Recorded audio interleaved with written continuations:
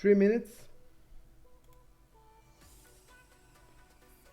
3 minutes, and we are ready. 50 players left. I think I messed something up in OBS. Okay, this is okay. Hope everything will work. We'll see in 200 seconds. Short scope, dead scope we need.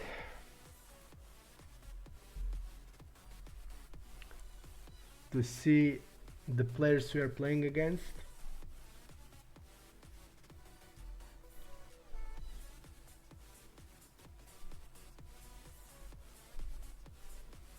Okay, short scope, dead scope is ready. We are ready.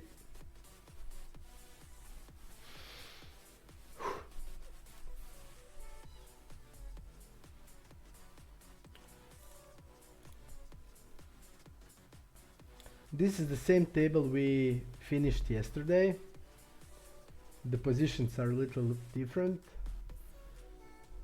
I still don't know is Virtus a reg or not, so I'm gonna try to see.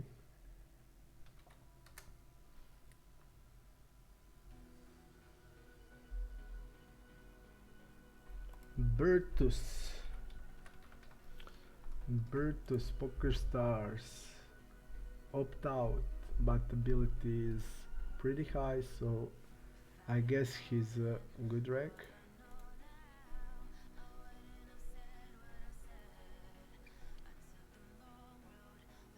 Okay, we are starting. Couple of new players.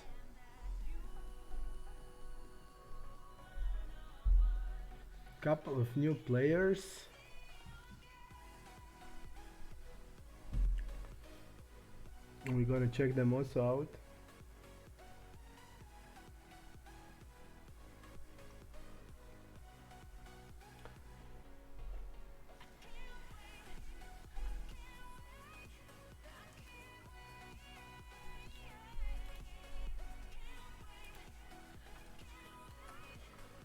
Versana.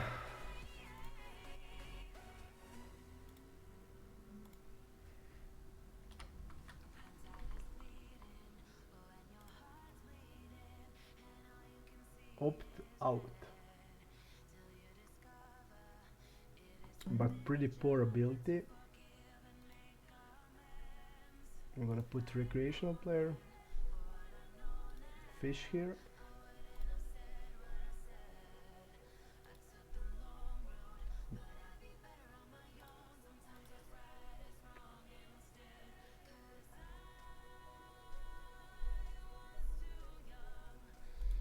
Okay, we have labeled everybody basically. Button shoves, we are folding. I want to check the time to see if we did get something or not. Queen 10. This player bounty pretty low. Let's see the time we have.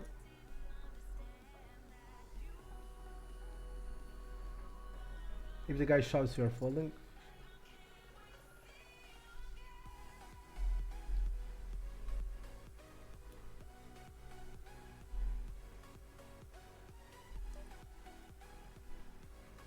I'm gonna fold to a donk.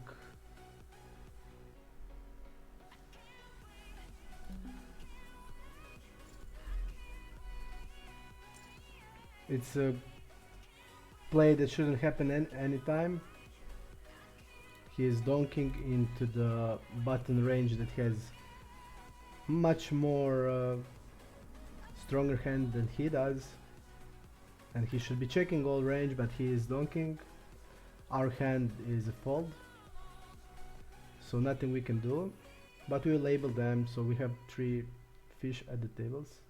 This guy is recreational, so we can expect stuff like that. Jack 5 is a fold, and I didn't see the time, So I'll try to see the time now. After this hand, of course, we will be reading all the reads we have. We have some of it.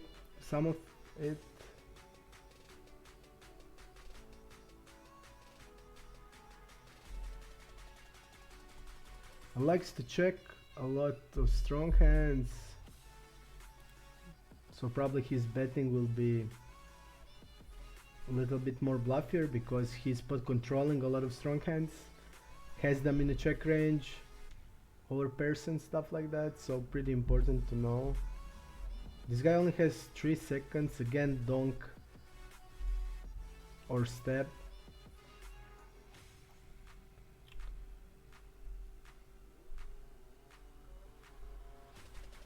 We will try just to see the time, so I know. I just want to know how much time I have. It's pretty important.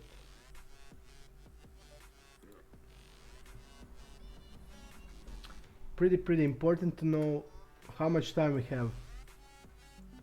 34 seconds, so same as yesterday, which I don't like.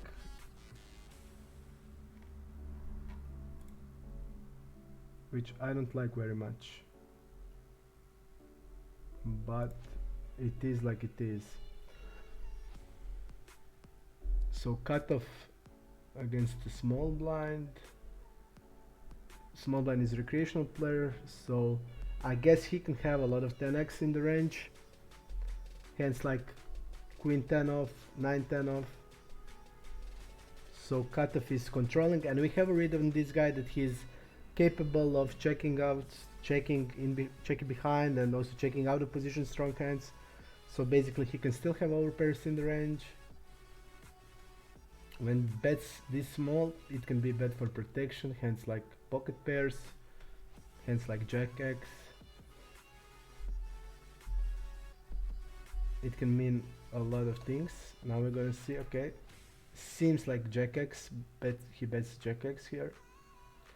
This guy can easily have nines. I don't think nines will be bet on this board.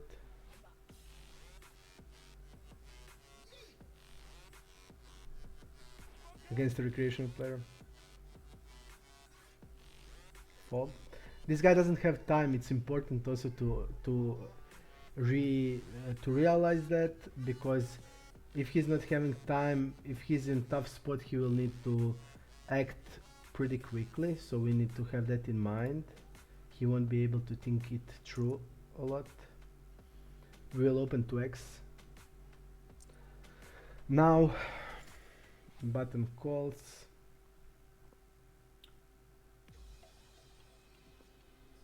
Checking behind. Delaying bet.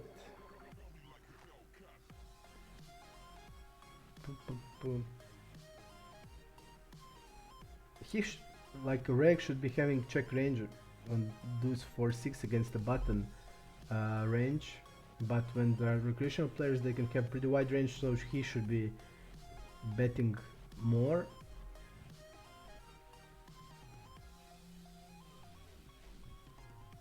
Okay.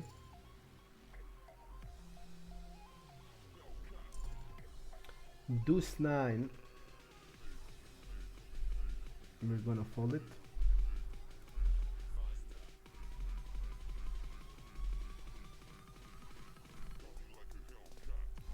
We're gonna try to observe everything they are doing. We have reads on the off Qbert. We played with him yesterday and before. Big blind calls, cutoff check behinds.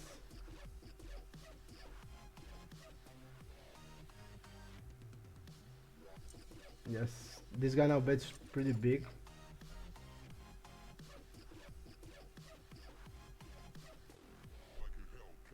Boom. Question now, does this guy check behind ace-x ever?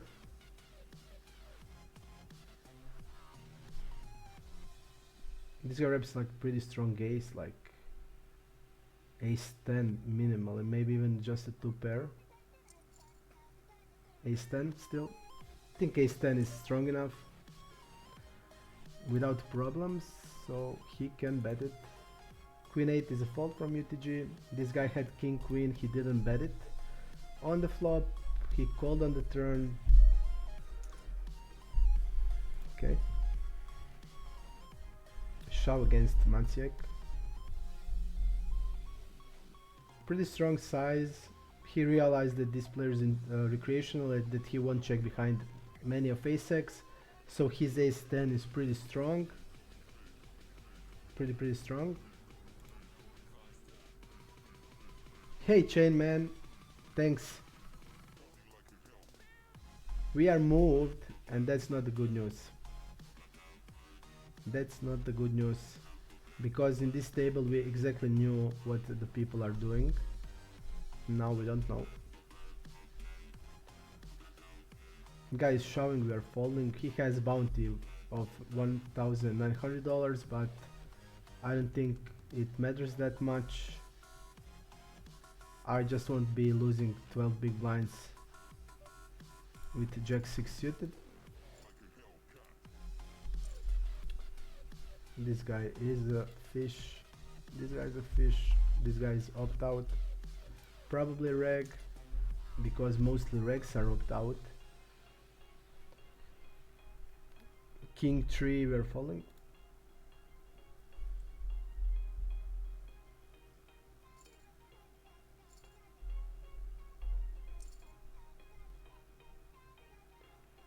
Deuce 10 fold. UTG opens 15 blinds, gets called by the teacher.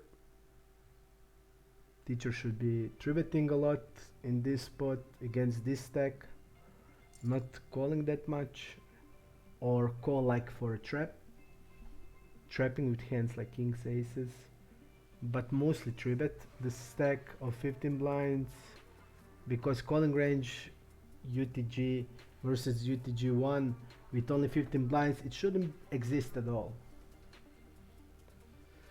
When you're facing 15 blind stack, because if you have a hand like even King Queen or Ace Jack, you're just gonna 3-bet and get it in. It's a bounty tournament also.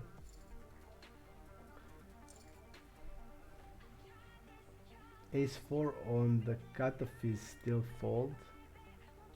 Ace 5 is open. Ace 4 is still a fold.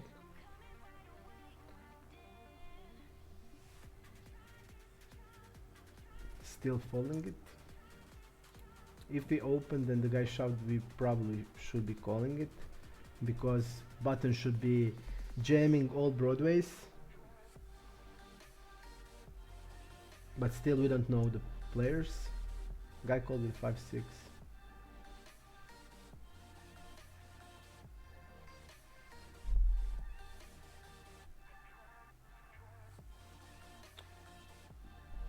It's a bounty tournament, but still.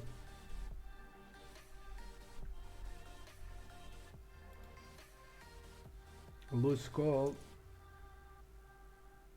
Pretty loose call. 4-6. Jam. This guy would probably snap it off, because if he called 5-6, then I don't know what hand he can fold. Nice board for it, but deuces survive. You see now this guy has 30 blinds, so it's pretty significant. He played really much, so I put him as reg.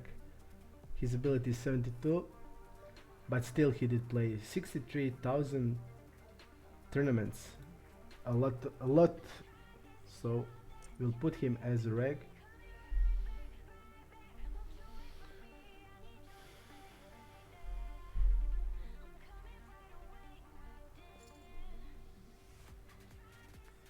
Limped small blind.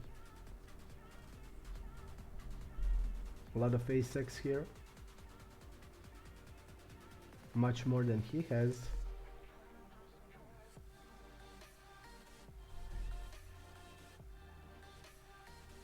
I'm pretty sure that 8x should be stabbing the flop pretty pretty often, and this guy now reps polarized. I don't think he's betting hand like ace x now, like like ace 4.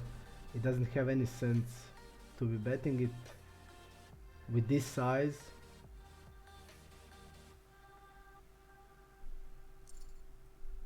So he reps hand better than ace x. So flush or a full. Fold it. Let's see how he played. He didn't bet the flop with this, which he should. And this guy called him with because he didn't. I mean, I would probably even call it, just because I don't know what he's repping. Basically, he reps a flush or a full house, and the flush should be betting also. A lot of backdoor flushes should be betting this board, especially this one.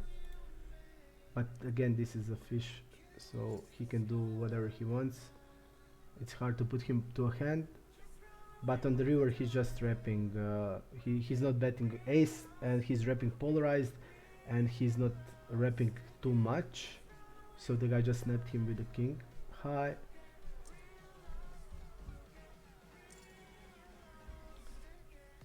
Big blind calls. Enormous range advantage here. Jamming the river. I mean, even hand like ace 10 can jam.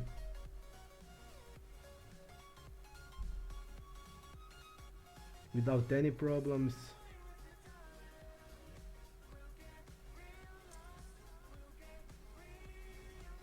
He decides with 2/3, but basically he can bet like ace 9 also without problems. And the guy folds. Let's see the sizes that he used on the flop. Small size, 1/3 probably. 1/4. Bet turn. Yes, he can bet even like a7 without problems, because this guy would probably jam like a 2 pair, and ace jack is a ship pre-flop, so even this player is fish, so maybe he wouldn't shove ace jack, but still a lot of verse aces in the range. 5/9 is it's a clear check behind. We are gonna stab 1/3.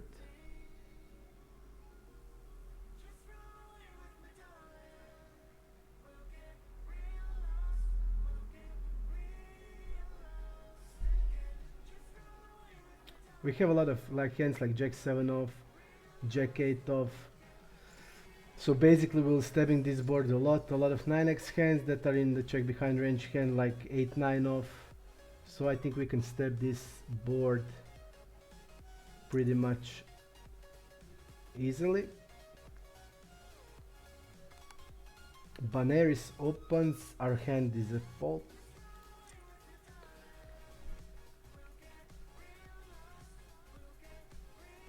Guy calls on UTG 2.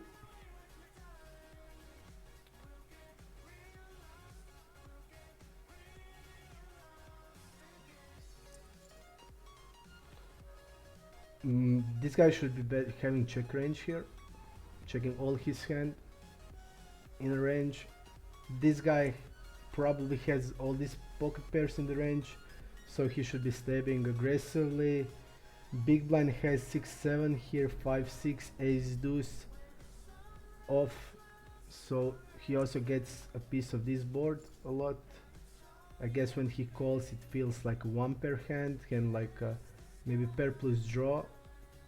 I don't think like calling ace high against a stab of the UTG1 is reg will never call in these positions. Having player behind that has check range doesn't have any sense. Iron Man, thanks man.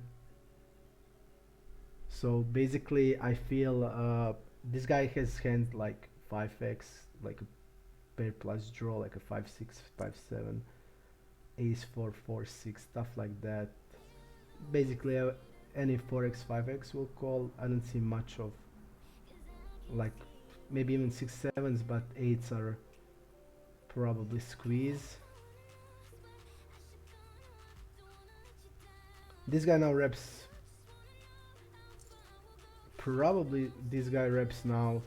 I don't think he's betting now hand like sevens.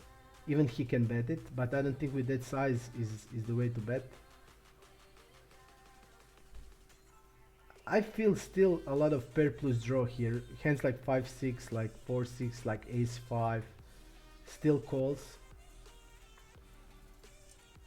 And this guy now reps like a set. And he has a lot of in the range, and I think this guy will now fold probably. Even like it's really good bluff catcher, but it's hard. Against the range of UTG1 that has a lot of pocket pairs and not a lot of bluffs. Three-way. We will open 6 jack suited.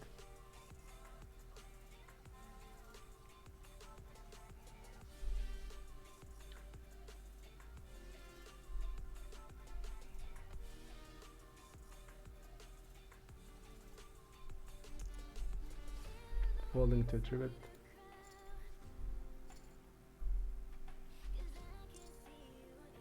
We're gonna open ace-9 off if we have a chance.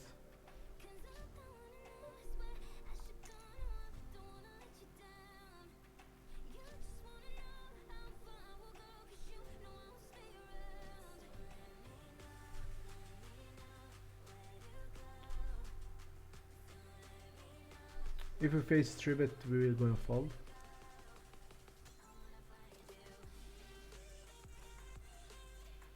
Okay.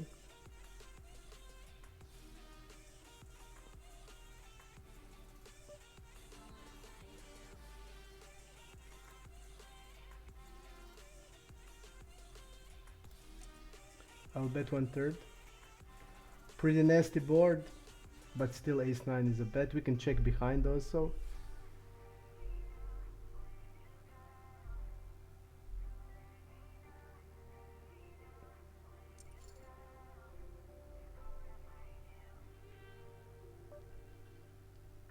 I'm gonna bet it again.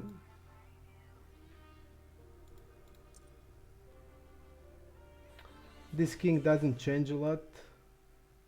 He's gonna have like 7 8s here, hand like 9-10, jack-9 suited. We want to value from these hands. I think hands like 5s and 6 is always check raising a flop.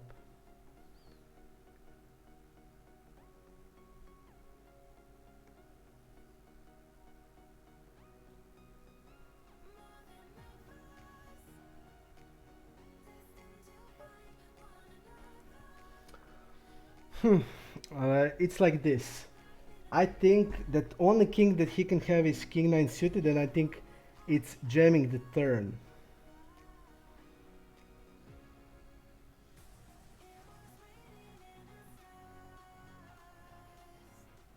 He can have hand like king 10, king jack of this, but I will still bet like this.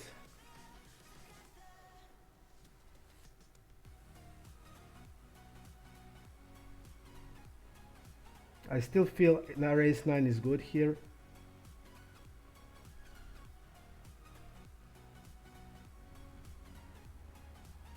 Great.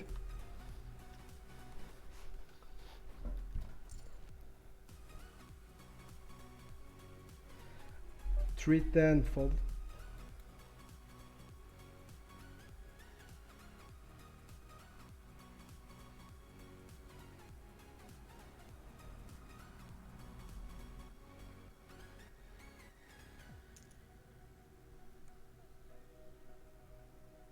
Button is opening.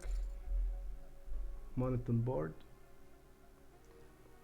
Big blind has all suited hands in the range. Maybe this blind doesn't have because this is cold call, and the guy didn't call a lot. He didn't call big blind at all, so maybe he doesn't defend appropriate. Igor Snap is asking me ability stat. It's on the Shardscope desktop. You purchase Shardscope desktop and it will show you ability stats of the players. I mean basically just so you could know you are playing a recreational player, good reg, bad reg. just to know who are you playing with. So in the Shardscope desktop you subscribe, download the Shardscope desktop, and that's it. Tents are good here, probably. Yes, they are.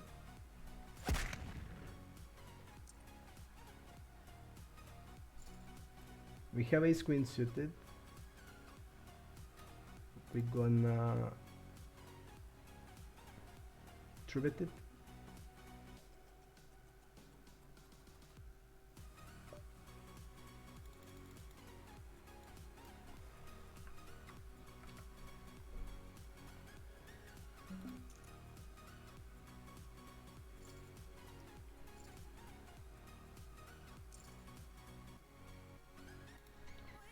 Does it help? It helps, because basically the pools are always on entities. Pools are really big. You play a lot of unknown players, and to know if the player is good or not, and which type of the player is, it's really important piece of information, because you will probably don't know, even if you have sample of 200 or 300 hands, you will just don't know how is player good, is player tight, is player aggressive, is he a good reg.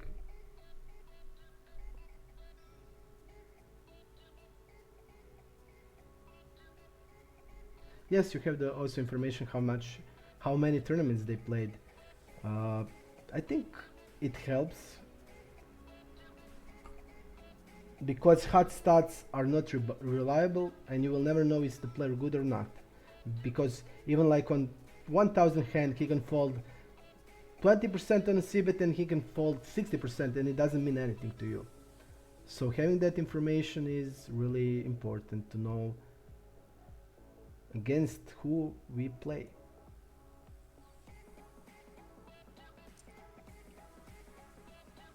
Pretty big size. I think king queen is a check on the flop, but bet on the turn. I don't know, did guy bet it on the turn?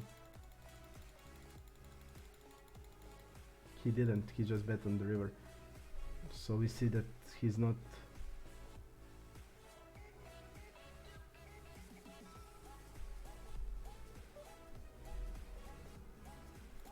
We are calling a jam. If he jams, we are calling.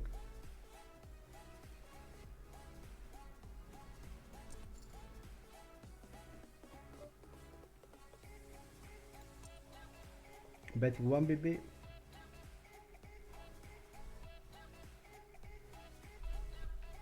Pretty bad board for him. He should be shoving like queen jack, king jack, everything. So we can just bet 1 BB.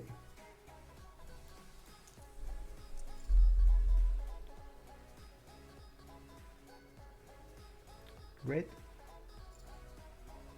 He should be jamming also ace 4.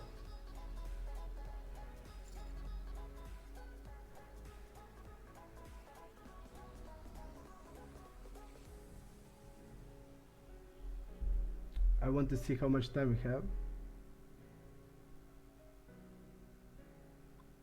The time is crucial. We had 40 and I didn't lose any seconds. 44 we had, now we have 32. We always need to be aware of the time. I always like to think about the spots and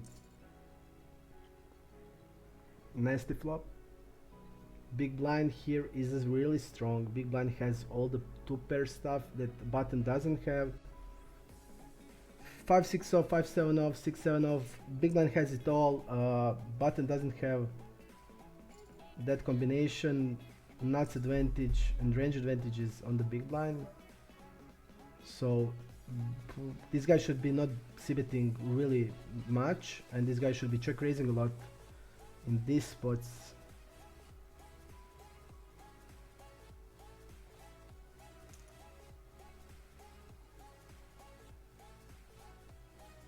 You have something, you see, you can also, but it's only like 13 hands, but Shardscope also has a HUD available. For example, you click,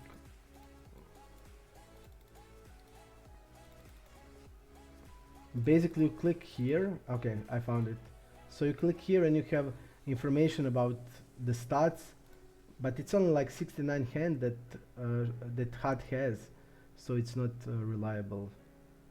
We'll check this. 7-8 is pretty good hand to see the flop.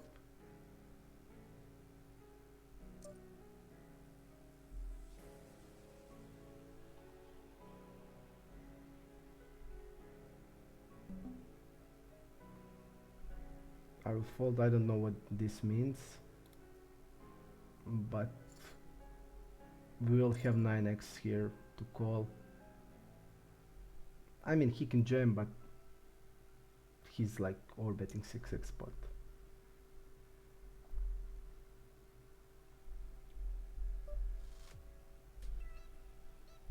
King 4.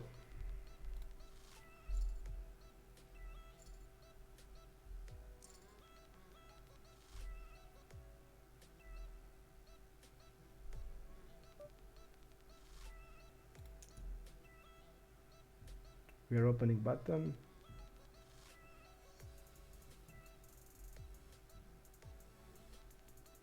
We need to be aware of the ICM.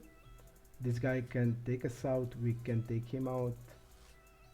So he can play more aggressively against us. We can't. 1/3 is the size to go.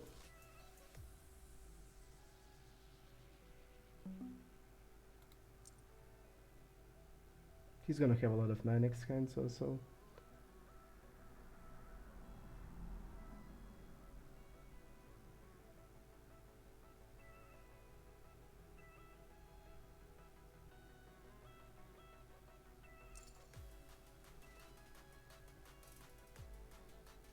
Pretty nasty turn.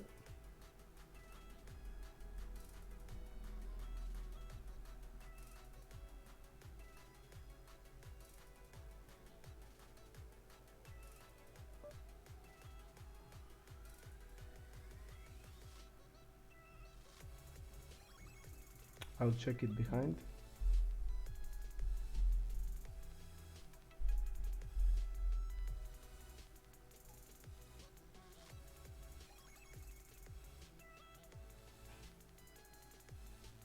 We can check also some flushes, check behind them.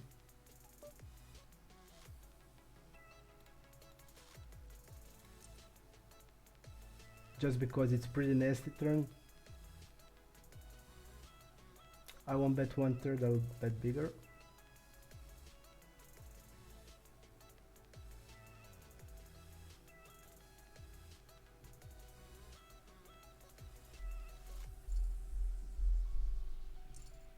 King Queen. Hey Ivan, we're gonna try our best. It's time to ship it. Think here play is to bet the hand on a cutoff. It can be a call also, but I'm just gonna bet it against the fish. And this guy is more of the bad reg than a fish. 15k hands, ability 74. But I don't know if he ICM aware or not.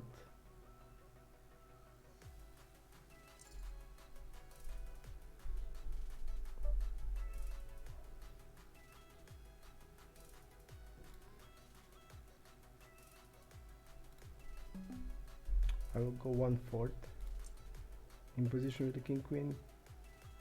669. I don't think he has many 6x's, even if he's a recreational player. Still, I don't think in this phase he will call hand like 4-6 suited or like ace-6 suited. In these positions it shouldn't be a call.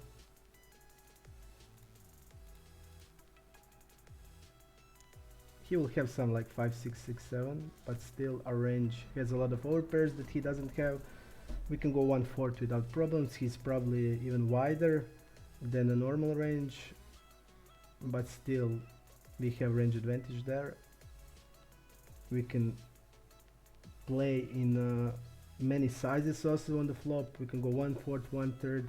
We can go even bigger size with some type of hands like Jack 10, because our Jack and 10s are pretty vulnerable. So they need a lot of protection, and betting like hands like 10s and Jacks with a bigger size has sense. So putting a bluffs that contains 10 and Jack are also a good idea to have, and also put them in a bigger size. And also what is good, if you bet like Jack 10 suited there and you bet it with a bigger size, you're just folding him out of the floats that dominates your hand, so he will not call hand like ace 10 or ace jack with that with against that bigger size. And basically part of your range just want to bet bigger hands like 10s, jacks and queens that needs protection on this board should be bet bigger size. And bluffs hands like queen 10, jack 10 also have. And you need to mix also some strong hands like 5-6 suited there.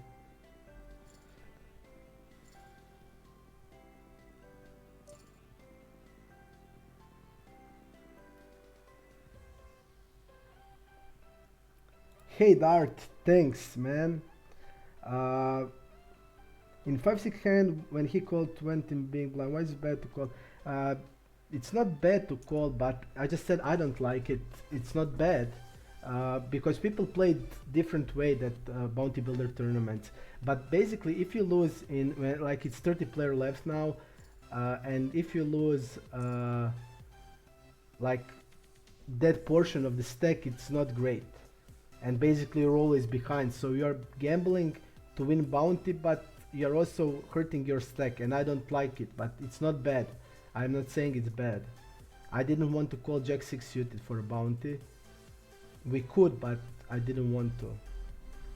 Basically I want to call for a bounty when I have at least like 40% of equity, but not when I have 30, because I will win 1/3 out of the time, and that's not the greatest thing in my opinion. So I didn't like it, but I didn't say it's bad. I just don't think, I don't like it, but it can be also good. Okay, again we have a call from him. It seems that he's calling like a lot. Cutoff, button, early position, a lot of calling range with stack that is like 30 blinds. That's not the best idea, but maybe he's just getting the hands that should be calling. Again, this guy should have a pretty low c-bet here. Big blind has a lot of 8x hands. We have a lot of 8x hands. So checking range has the most sense.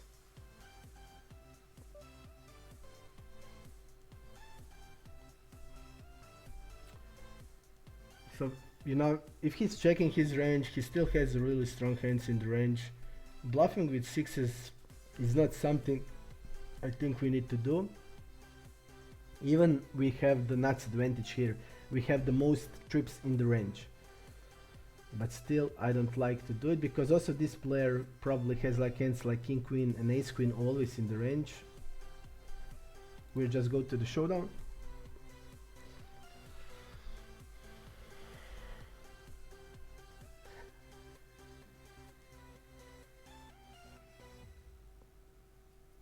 Great. Ace king and ace jack, you see he called ace jack, so he's gonna call king queen, ace queen also.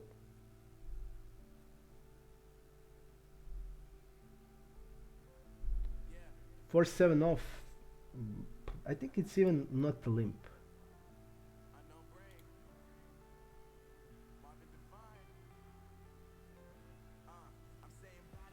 But I think we can limp it.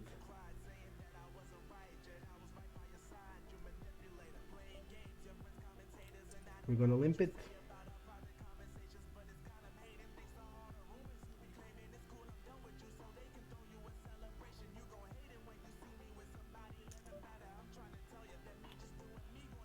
It's not call of an isolation, it's just a fold. We need to now also observe other people. We have some reads on him. He played the sneaky with the aces. He opened it 20 blinds from cutoff, and flop king Jack 4, he did check check, and he had only 20 blinds, and the turn was I think queen. Yes, turn was queen, and he again check check with the aces, and then he bet on the river with a 2/3 size. So pot control 3/4 size, 3/4 size. So pot controlling it, he pot control aces in that spot 2 times, 20 blinds. King Jack 4 is bet all range in these positions, enormous range advantage, and he didn't do it. He checked the aces, and again on the turn when the queen hit it, and he then again checked the aces, and then he bet it on the river. So a lot of pot controlling.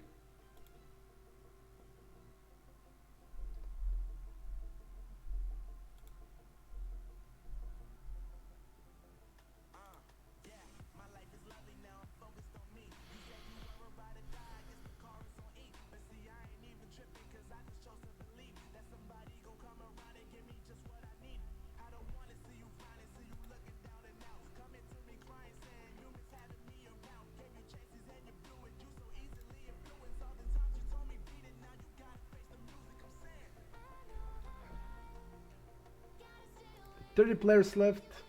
We're gonna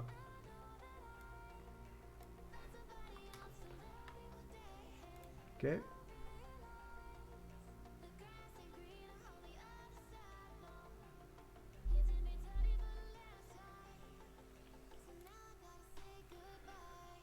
Folding 3-7.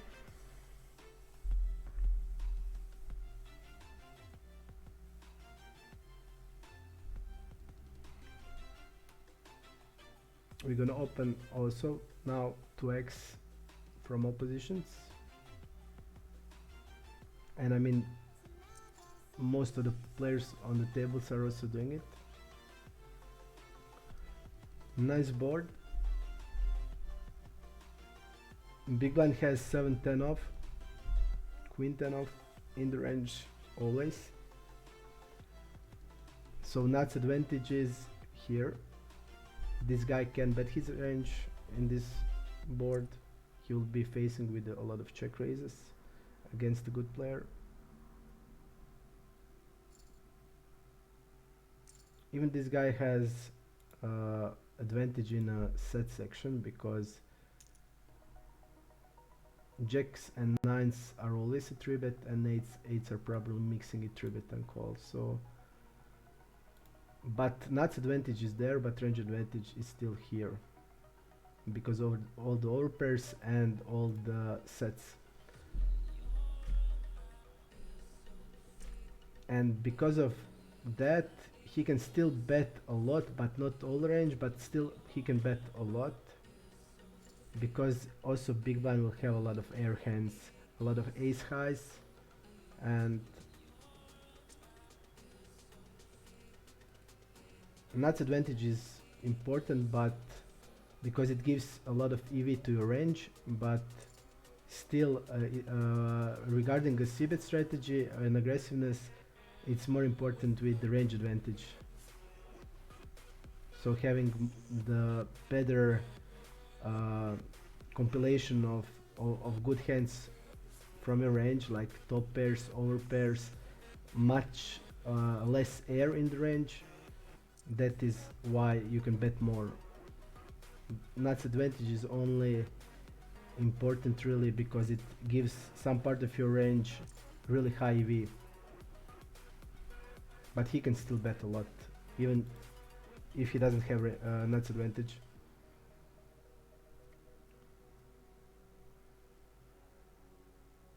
Baneris.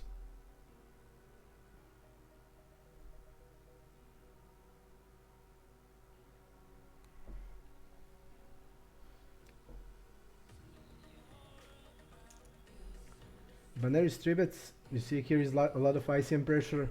He is a bigger stack. This stack has the most to lose, and he should be aware of this. He should be overfolding a lot. I don't know is this player aware based on his ability, but he has the most to lose. This stack doesn't have anything to lose. He has most to lose and basically nothing to gain. because he just can't take a bounty here. So over folding, and if this guy is good, and he is good, he will put ICM pressure. But I just don't know. ICM only works if the two players, both of them, know ICM. If not, then it doesn't work, because if this player is not aware of it, then the pressure will not have anything to do it. Okay, this guy has left the table. 2-7 folding.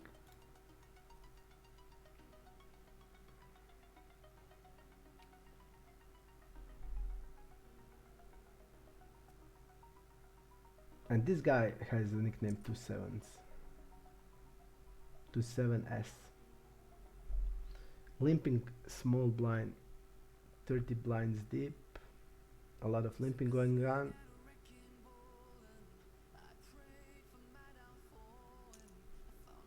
4x.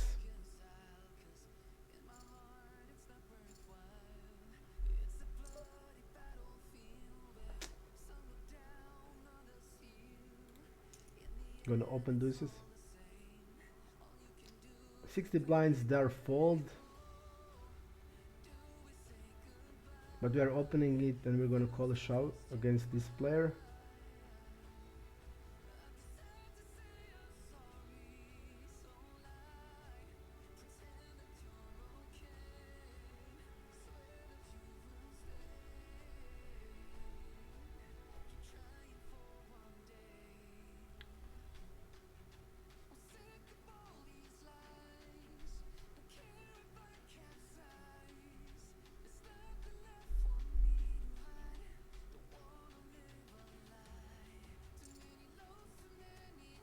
We're betting 1 BB again. Enormous range advantage. He should be shoving every ace, so we're just gonna go with 1 big blind.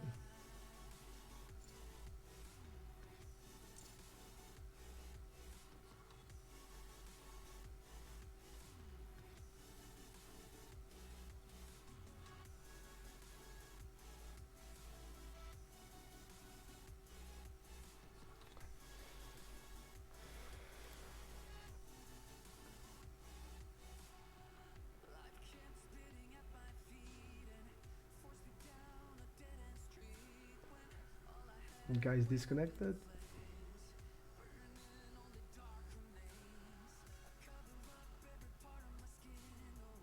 We are calling.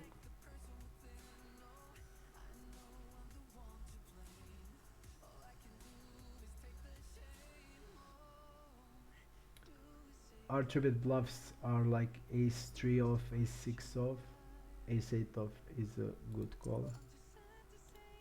Ace 7. He's not c-betting. He's c-betting only 50%, so he's not gonna bet range. He will probably. He's a like more of recreational player, so he'll probably split range here. Our step range will be mostly ace-x, so we just need to go with the bigger size. Our bluffs also just want to bet bigger.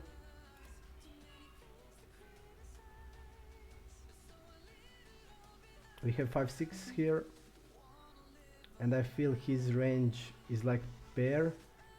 They didn't want to bet. I'm gonna bet like this, pretty big size.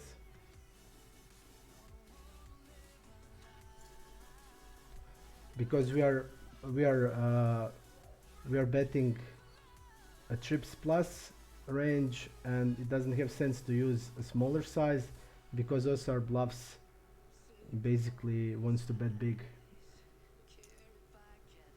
Against tricks I'm gonna fold. You see, this guy is probably not good. He has ability of 76. He shouldn't be like 3xing a lot.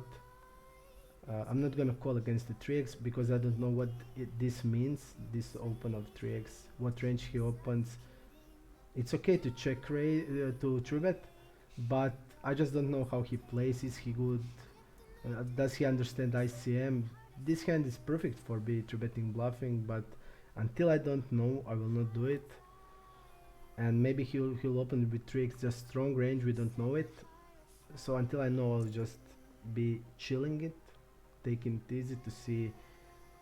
We are basically, I think, it's pretty obvious that this these two players are not good based on the play. What I saw from them, sizes that they used in some spots. This is first I saw about him, but I saw him a couple of just betting the wrong hands, so I don't think he's good. His ability is 72. Also about this player, I just saw first time that he did 3x here, which I don't know what it means. It can mean many things, but I don't know what. But still, his ability is 76, so he's probably not the really good player, and maybe he doesn't even understand ICM. So we'll just wait to see if he's good or not. But basically, players around until like 90 plus are really good players, and when you're against a really good player, you just know that they understand ICM and everything. But here he played 68,000 tournaments, so I don't know is he good or not, so we're just gonna find out, and until then I will not make any lila plays. You see, stabbing this board where, and also this player didn't bet this board where he have enormous range advantage, and he's now check raising it, so pretty strange play on this board. Hands like, for example, hand like 10 jack or 10 queen, it's always prefer a bet than a check raise, because it just works better as a bet, and on this board you should be betting a lot, and check raising with that hand, I don't think it's the greatest idea. So I just see that this player, I don't think he's that good. So we'll just continue to observe and see what he's doing. And let's see, like, okay, 10 jack has the gut shot, but I feel it's still better as a bet, because if you check raise, you are basically blocking his folding range. So you have blockers to his folding range, and you are putting a lot of money with that hand. Okay, you can catch nuts on the turn, but still, it's much better to bet it. You have range advantage. You want to bet a lot of hands there. You want to bet 9x. You want to bet hands like king x. Your draws. You just can bet with 1/3, like 9x, ace 7, 7 8. Even hands like 9 10. You can all bet it with 1/3. You can bet 1/3 your sets. You have kings 7s 9s. You have all the sets there. So it's just the spot where check raise doesn't have too much sense. Basically, what you're gonna check raise? You're gonna check raise there like kings, no, jacks. What you're gonna be called then? Okay, you can check raise bottom set, but still, I don't think that that's the player. Like, I prefer betting range. Okay. Igor, that's the plan. Final table and win. That's the plan.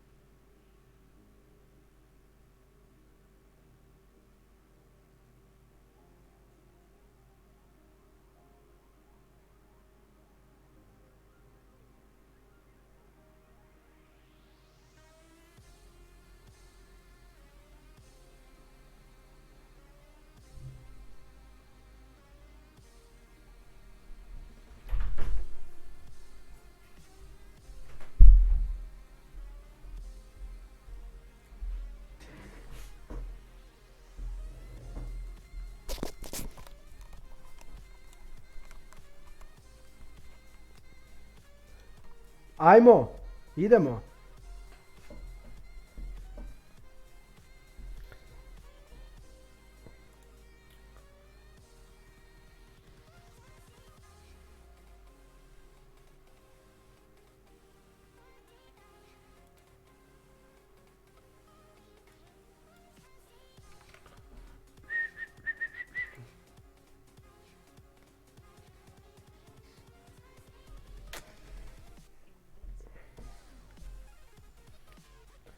Three minutes.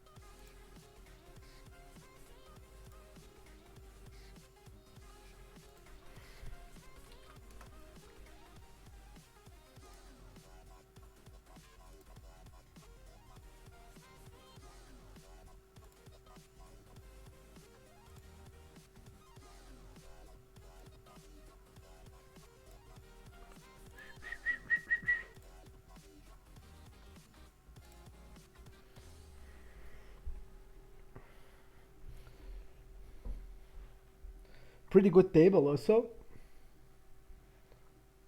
I like it.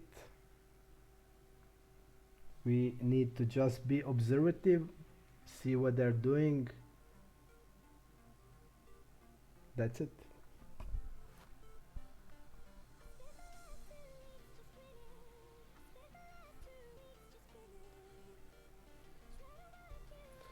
This guy has ability 93. He only played 563 tournament. Really weird stats. Basically doesn't open a lot. Even on the button, he didn't open button 0 out of 12 times on the sample that Desktop catched on him. Pretty sick. 3-betting pretty low. I guess all of these guys will be 3-betting really low and won't have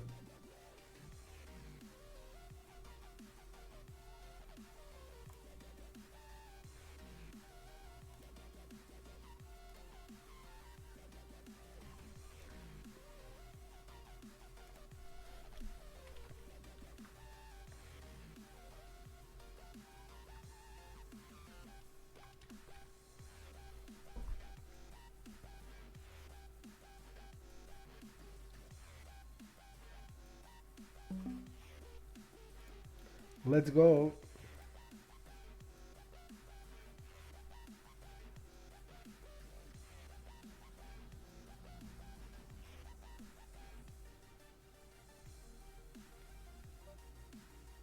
Ace 4 fold. This guy is letting in position 40%. So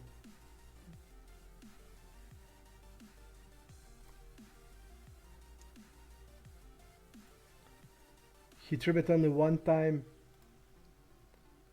He flats a lot. So it's type of the player probably who's gonna float hands like King 10 off, King Jack off, and stuff like that.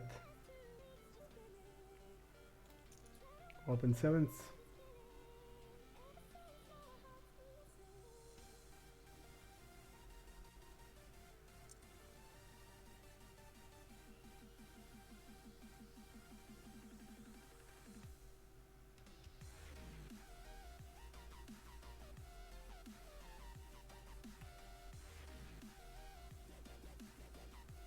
If this guy jams, I'm gonna fold sevens.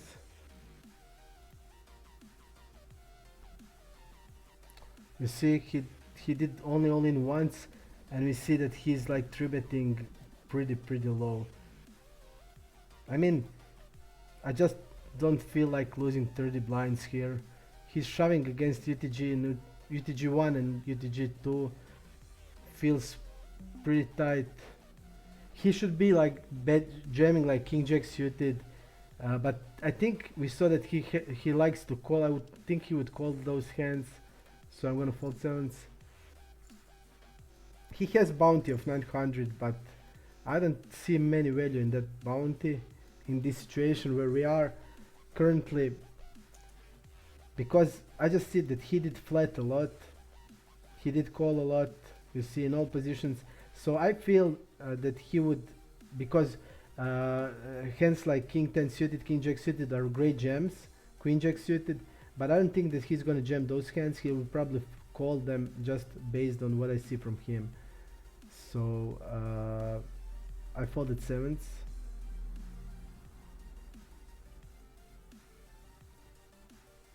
Bounty is 900, but still I don't want to lose 15 blinds and get to the mid stack. I don't think it's worth the bounty.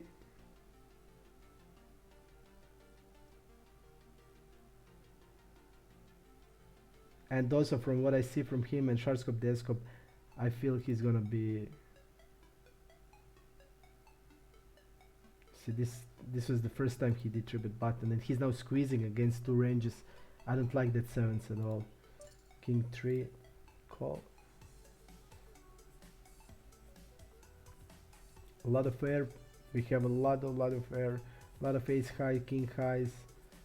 A lot of hands like 8, 9, 9, 10, 9, 7s off. We are all calling all of those hands. 10, 8, 9, king, king 9 off, stuff like that. So we will be folding a lot. Even we have more trips in the range. Ivan, thanks. Let's use some good luck today. We need it.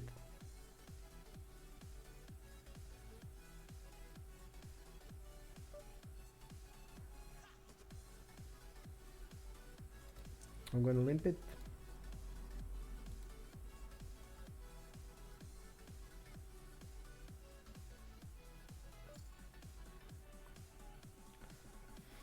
I think it's a clear check on this board. We are not, we don't have 9s and 10s, we are open them. We have, and also what is, we are opening really a lot of 9 and 10x hands, so I'm just gonna check. Our hand is a check call. 50%, okay.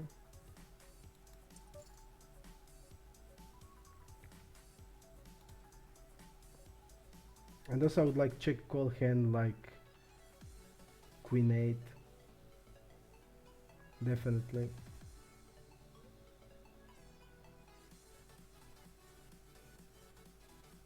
Even hand like a jack 8 I would check call.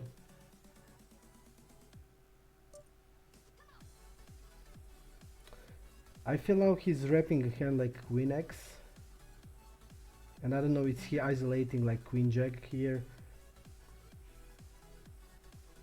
He can bet still like 9, he can bet like 10 jack here. We're gonna call.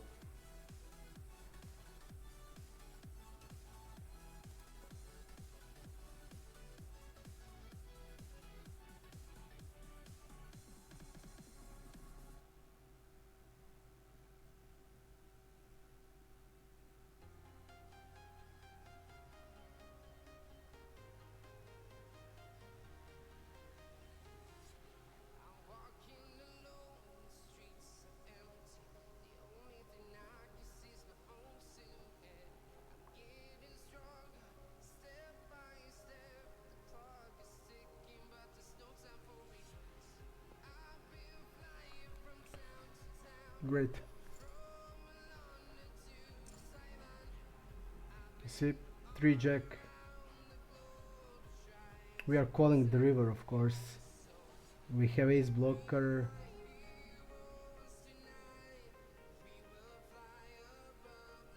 So I think we played the hand really good.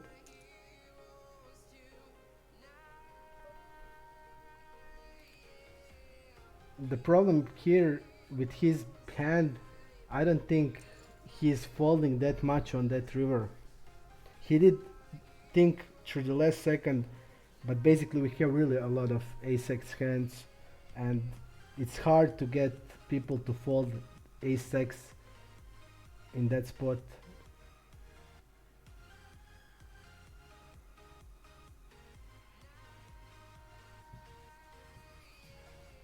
His step, the flop is good, bet the turn is great, but on the river it's hard. I think he must decide what he's repping, because he needs to rep a straight, and when he's repping a straight he needs to bomb it with a big size. I guess that he was thinking about that, because he just needs to rep the straight, and the straight is betting big there, or even overbet.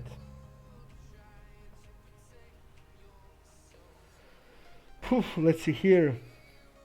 Interesting hand, I didn't even saw it.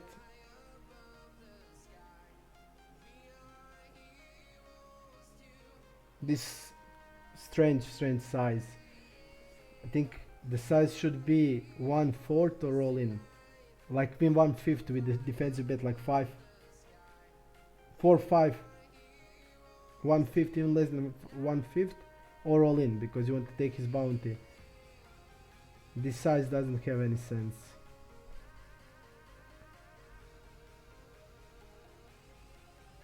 I think jam is the best, because now you just can't take his bounty, right?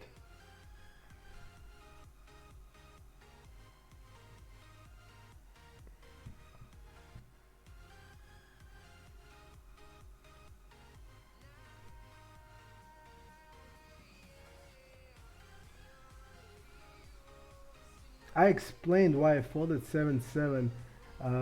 Bounty doesn't matter that much when there's only 20 people left. It just doesn't matter that much now in this phase of the tournament. And the guy that shipped there, we played like one and a half hour, and from what I see from him, yes, but he did flat. That's the problem. He did flat with 20 and 15 blinds before. I would probably like call nines there. I would definitely call nines, but it just felt really, the guy from the start just felt really tight, and he's shoving. You need to know he's shoving into the UTG1 and UTG2 range. I don't see. I mean, he will have ace queen, but just think about how many nines, tens, jacks, queens, kings he's gonna have. And if we lose, we had 50 blinds, and if we lose that 15, it matters that really much to us. And we only invested 2 blinds, so we basically, bounty doesn't worth to me much as that 15 blinds does. And against like a player that I think will shove the appropriate ranges, I would definitely call all pocket pairs. Maybe not deuces, threes and fours, but fives plus definitely. But I feel like this guy won't just shove it. And he called 3 times with like 20, 18 blinds he called. Even UTG, on UTG1 he called. So you see his calling range was really, like, you see he called early position 20%, 14%, 70%. I just felt he's not gonna shove he's not gonna shove that light, and I'm not gonna lose 15 blinds there because of the $900 in a situation when there is 23, 28, 20, 28, 25 people left. It just felt for me, I just want to have a bigger stack than this bounty. If we get to the end, we will get bounty at the end.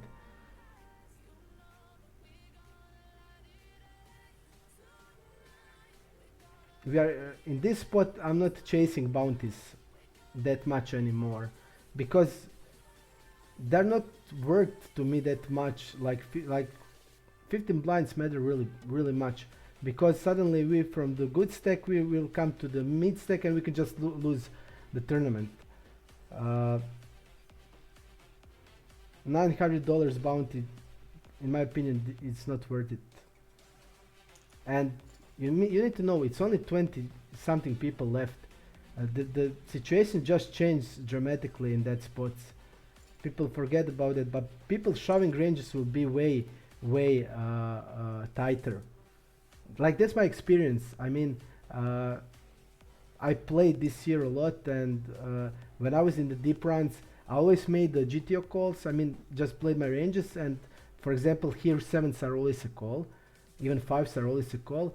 And I was just saying, wow, I always get into the top range of opponents, but basically they're just shoving a lot, a lot narrower and a lot more for value than for like he will never shove like king 10 suited there, and he needs to shove king 10 suited.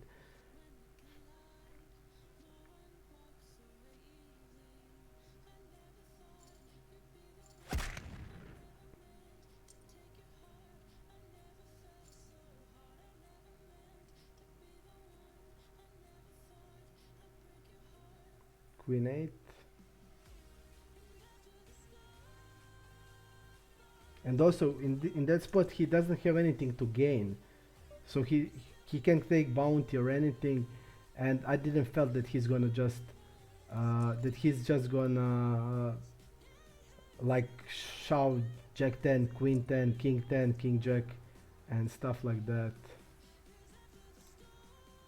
So that's the basically my thought process in that hand, and I decided it's not worth it.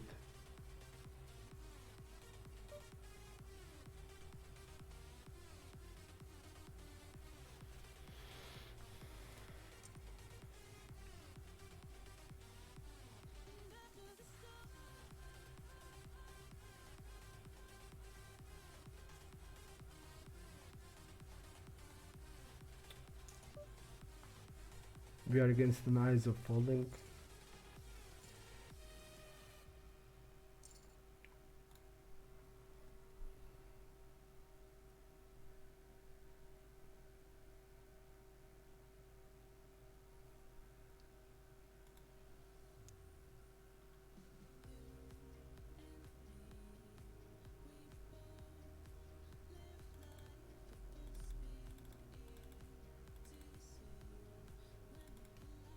You see, GTO ranges says that sixes are call in that spot, and sixes are break-even call. Sevens are winning it, but against like pretty a lot of bluffing range.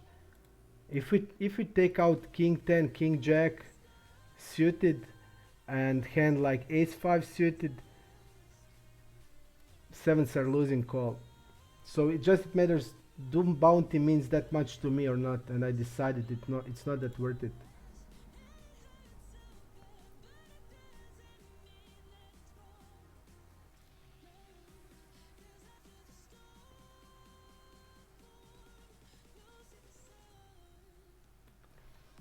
Shove.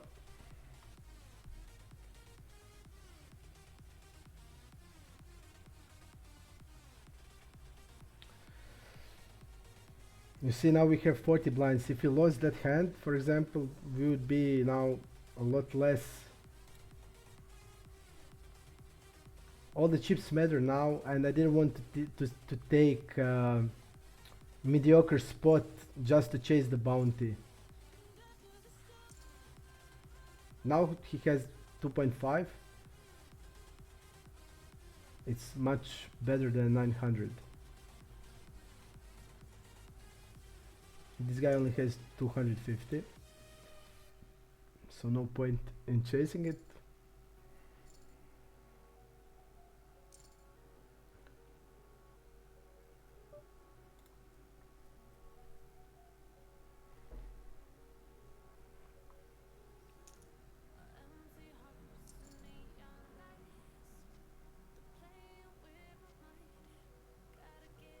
You know,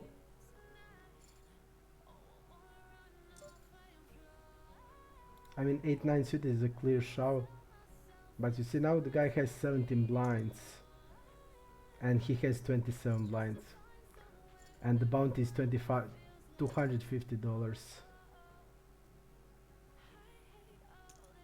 I still feel you want to dominate when it's situation like that. You want to go in if with the bigger equity. Okay, here it's a clear call. Now is a fold. His distributing range is 4.5. We are against.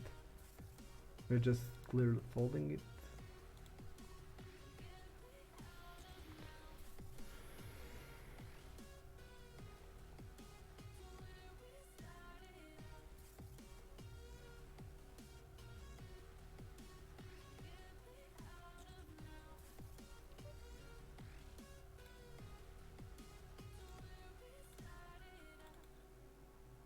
Nines are call.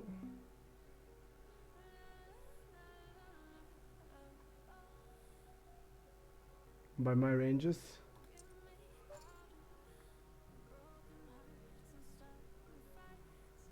Tens are three bet.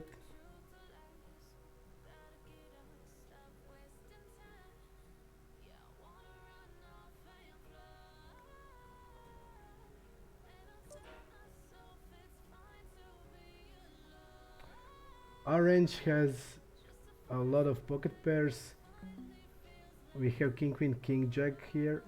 We're gonna have a lot of spade hands. I'm just gonna fold it without the spade.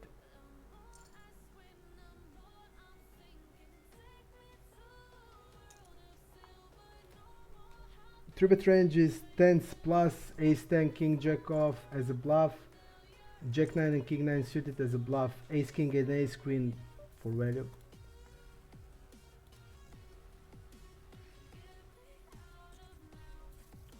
Interesting also, the solver can take into account bounty, that's one thing, and by the solver, by the GTO ranges, it's against a lot of bluffing range, it's a little plus call.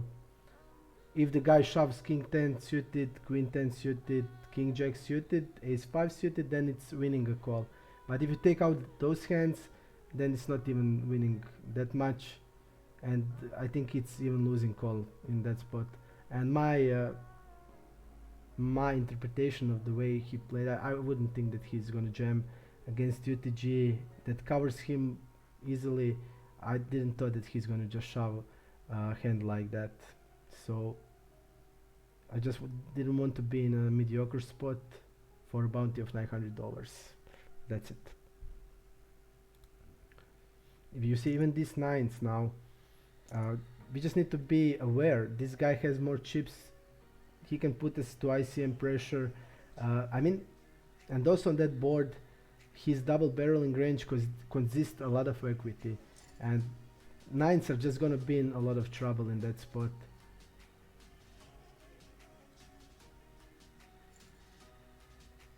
So clear fold, I think, on the flop. On the flop and pre-flop, nines are a call, tens are three bet. It would be interesting if this guy opened, we called, and this guy shoved, then this guy would re-shove really like light because of his big bounty, and I don't think we can fold then nines. Even we have a lot of loose and he can just easily shove anything. Still in ICM terms, not the greatest call. Opening.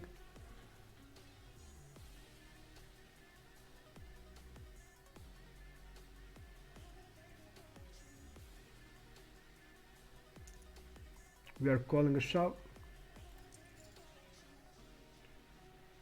This one is easy call.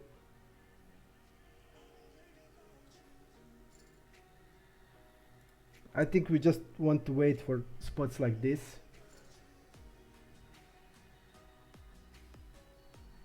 And not to put ourselves in a spot where is 50-50. In a spot where people will be, in my experience, you can check out the final table. I played $530 on stars, and they're all final table with the hands that showed hands, so you can see everybody's hands, what they had, and it's pretty sick. But on the final table, basically I only had like 3 big bluffs and that's it. Nobody else bluffed anything. Murta showed me that tournament. I didn't even know stars. It was a big series on stars, and they just showed all the final table with all hands. I made a big fold when we are 3 players left. I folded jacks on a shove. It was also a bounty builder tournament. I folded jacks to a shove button versus blind. I 3-bet and the guy 4-betted and I folded jacks. The guy had a queens. You can check the tournament out. Murta, if you're here, just give them a link to the tournament just to see how people play in those phases. They're just really tight, and basically my experience just told me it's not worth it, and I think we made a correct call. Ace Jack winning it, hopefully. Yes, it's winning it.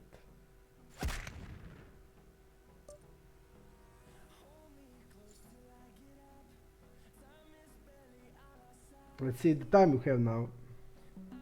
42 seconds, that's great.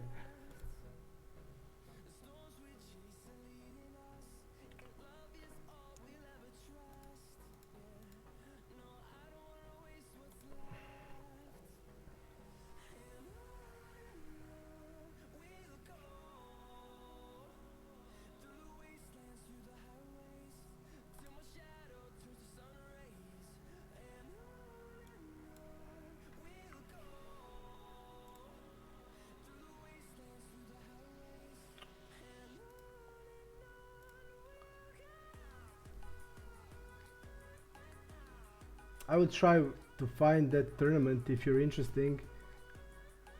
It was really good tournament. It was really interesting final table, and I was just, and the guy made a sick fold against me. Like, he had 2 pair in a spot that he will never have 2 pair, and I shoved on the river and he folded. Pretty sick spot, and the guy folded the 2 pair there in a spot that he will never have a 2 pair. I was amazing. I was amazed that the guy folded. So you can forget about GTO ranges now.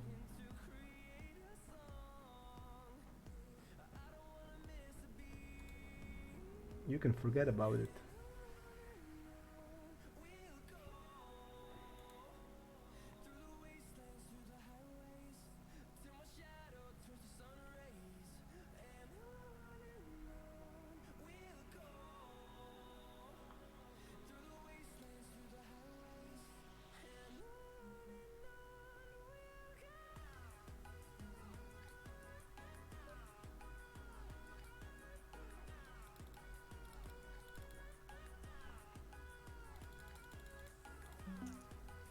Betting.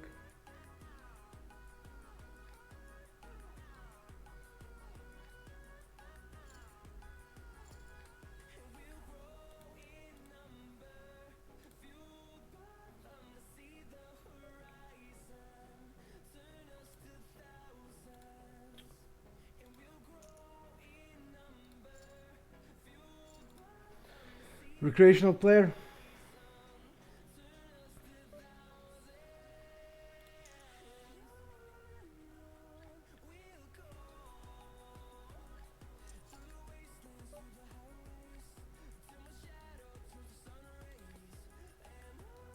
Check behind.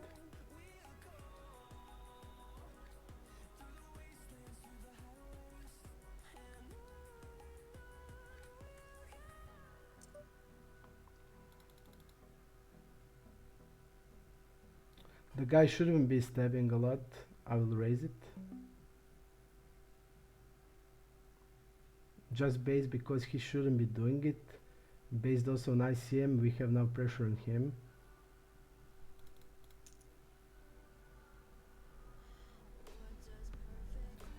We are checking a lot of like hands like not flush draws. Here we can have bluff range in this spot. Hands like ace 8 of hearts.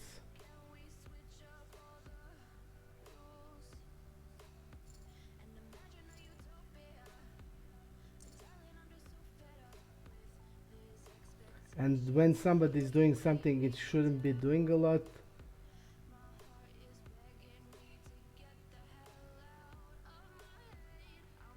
I would put because I would check a lot of non-flush draws even in this board.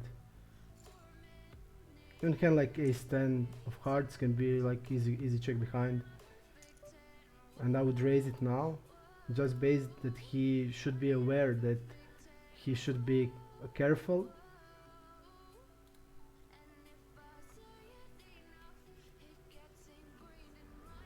Kings are winning it.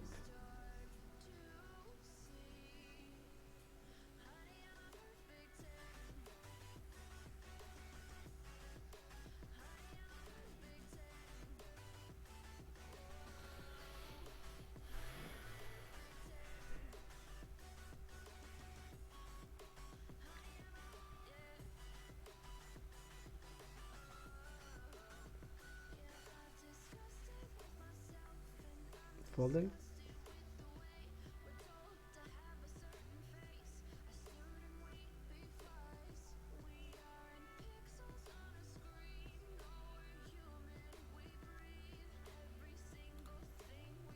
In these spots we're gonna see a lot of calling, even with the ace queen in these spots.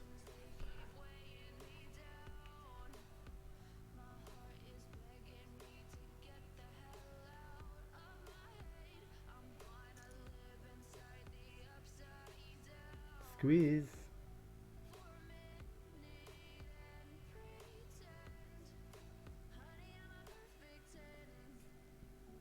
Pretty sick spot. This guy should be jamming a lot with 27 blinds, 28.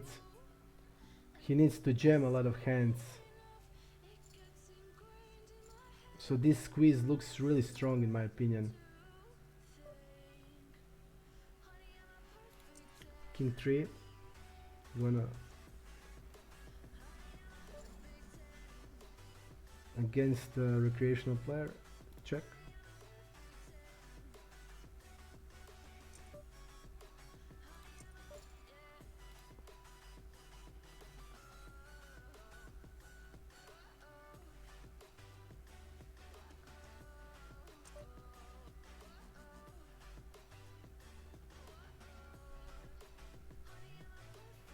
Now it'd be nice to have stats or anything, except that he's recreational. He reps like basically strong 8 or jack X.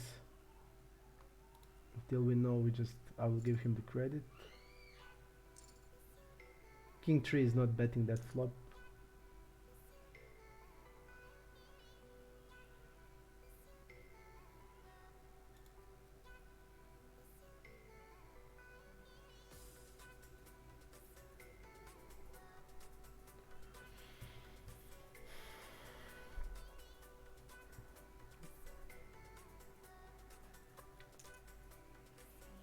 True bet.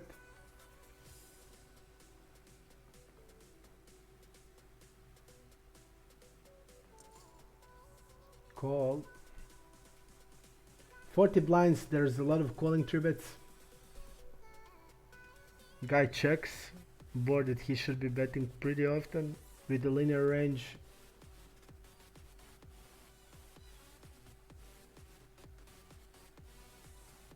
And here there is no like many suited connector hands like 5, 6, 6, 7, 7, 8, because bluffs are also like blocker plays, so he should be betting queen 10 really frequently. To me it looks like jacks, but even now they should be also betting the flop, but now he should be bet them. Ace king should be always betting, so it looks to me as like nines, like jacks or like 10x, because ace king, ace jack should be always betting it, and then, I mean most of the range should be betting.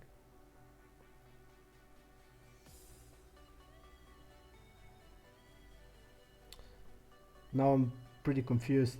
Ace king is always a bet, you see, and now like ace king is a 100% bet on the flop. The guy had ace jack, he didn't want to do anything. Basically because he probably knows that this guy should be betting everything and he didn't bet it.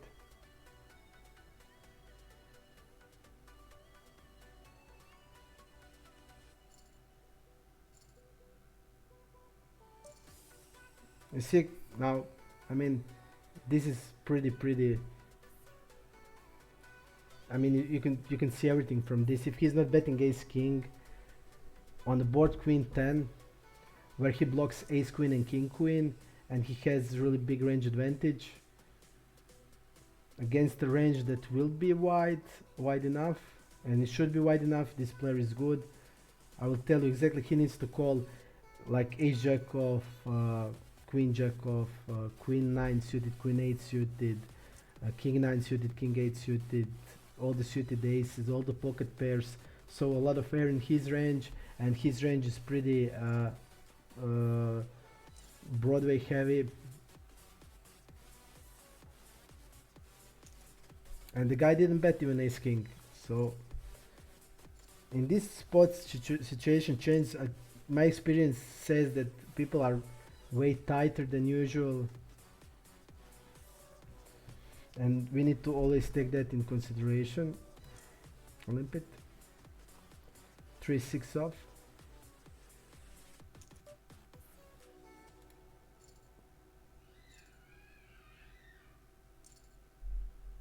We're gonna open this if we have a chance.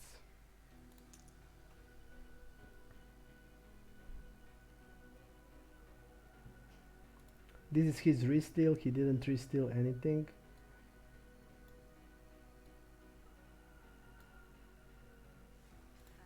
Pretty hard flop to flop something on. No two pair possibilities off. There's no 2-8 off or 3-8 off, so he's calling here like ace 4, ace 5. He should be calling like also hands like ace x, like ace 9.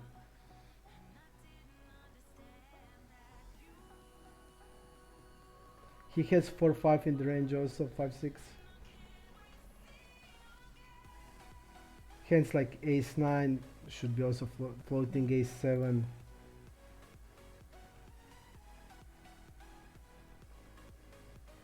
If he checks now, he probably looks like an, I don't know, pocket pair or like 3x, 8x hand.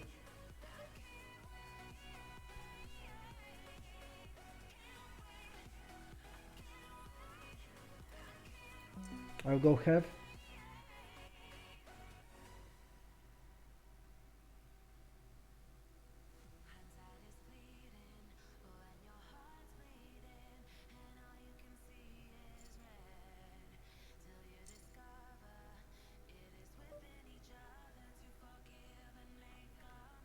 Let's see the time we have.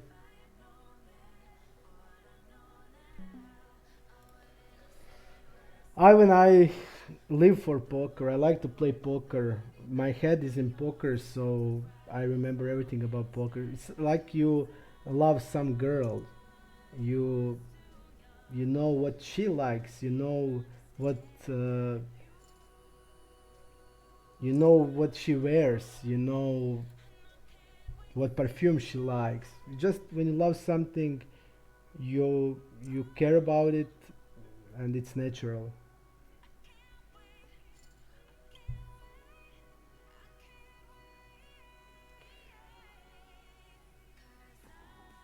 Phew. Interesting board in limped pot.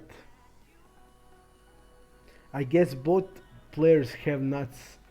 4-6 is limp and limp behind and check behind. The guy's over betting now. He reps polar.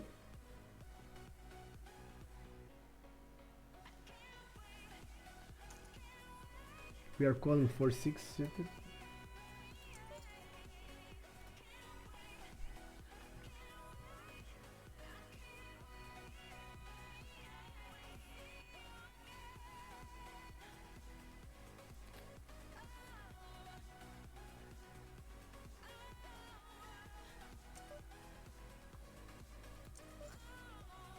Pretty nasty turn, but we did see that the guy didn't bet their ace king. Maybe he's checking hand like ace king on this flop even, or ace queen. He should be betting it alongside with the king queen. So this 9 also helps his bluffs like 8-9. But that hand should be also continue to be betting.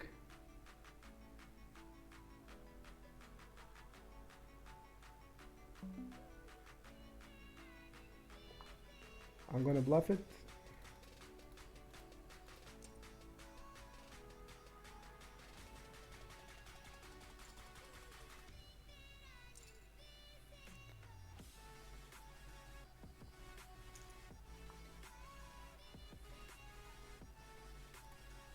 Fold.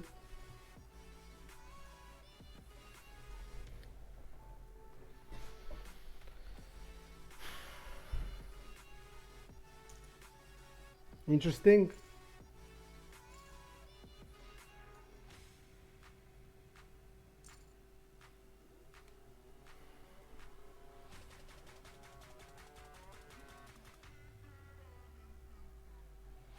We have 40 seconds of time. Just let me check. 44. 41.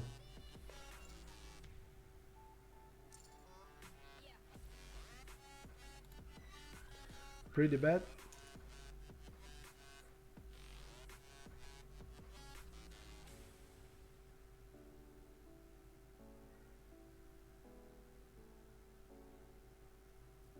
We have some reads on this guy. That's good.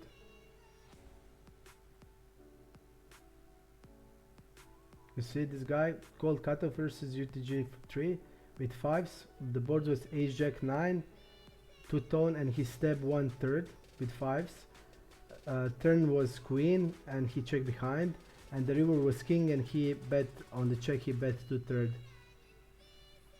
So step with 5-5 there, check the turn, and then rep on the river straight.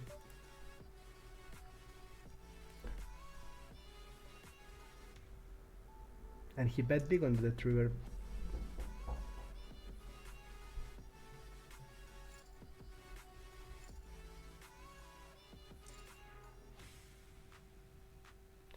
King 7, fold.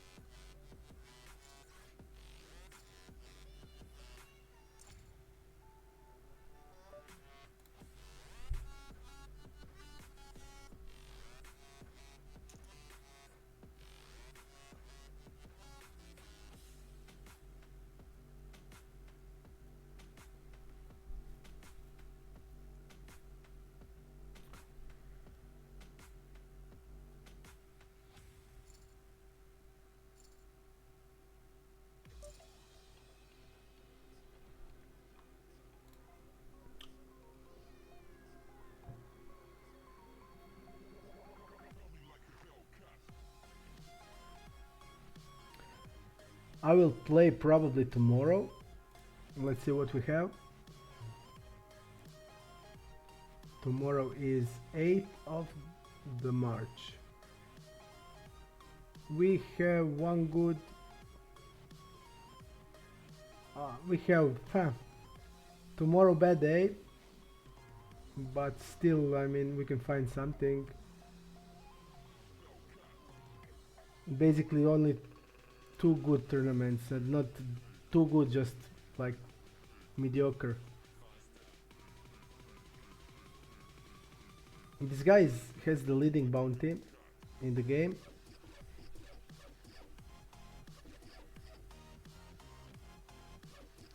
Poor Adrian is calling on the button. This is his second call in position, so I don't think the guy is calling trees. This board doesn't hit him at all. Ace queen is shoving. King queen suited is jamming.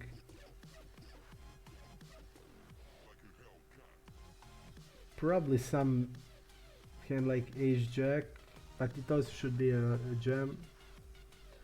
Mission accomplished. Let's go. You are late, man. 1.5 hours late, but better ever than never. Yesterday you were with me all 8 hours. Feels like Ace Jack.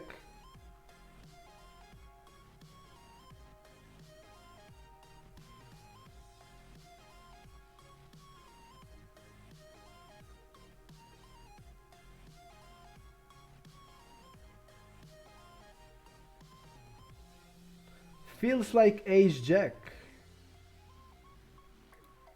And it is Ace Jack. Nice play with small size on the river.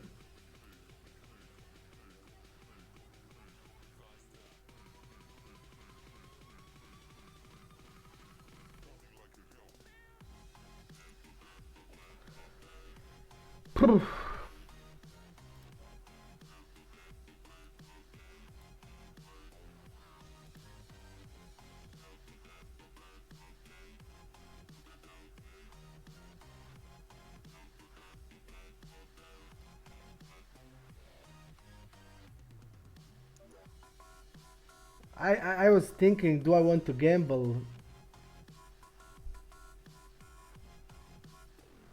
I think we just should for 2.5 and only 10 blinds. Because if we lose the 10 blinds, we are not getting to the middle stack, we are still a big stack.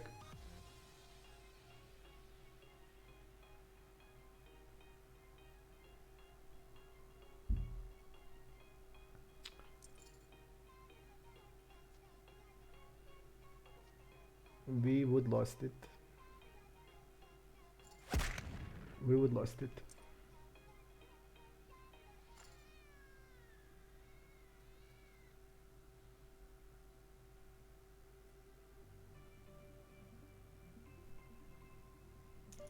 Fold. We did 10-6.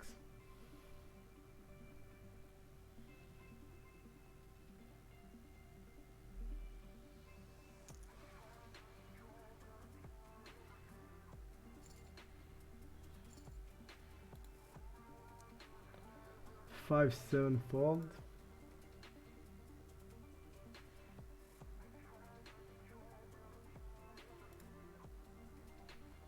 Five, 7 fold. Okay. 15 players left. Let's update it.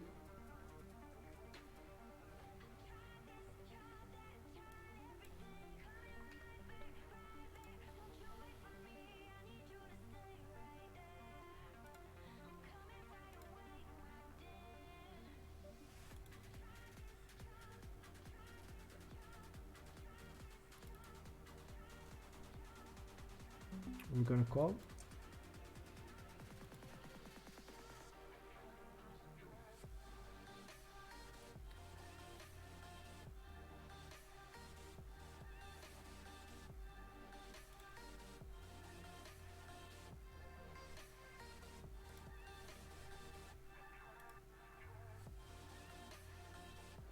Pretty good flop for us.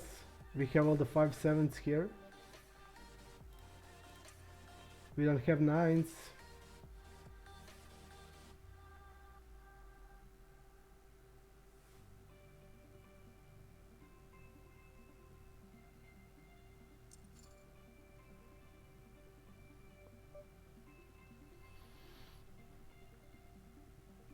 His check call range here. Against 1/3 he needs to call like hands, even like Ace Jack, Ace Queen, Ace King of course. I don't think he's calling King Queen still. Jack is good for us in the terms of some bluffs that are getting there, but I would bet Jack 10 on the turn.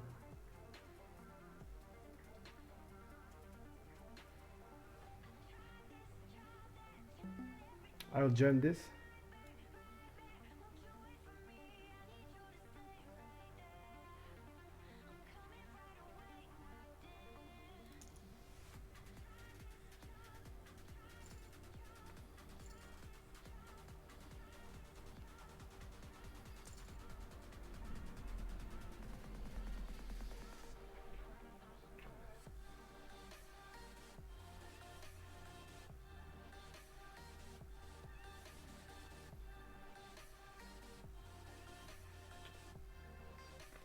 We are opening this.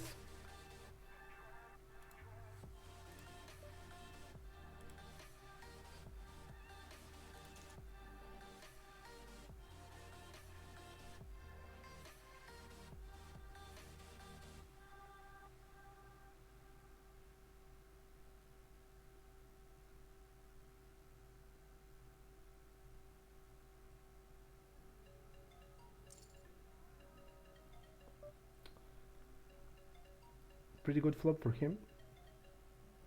You see, a lot of these middle cards just connect with his calling range. I think we just need to play it passively with this.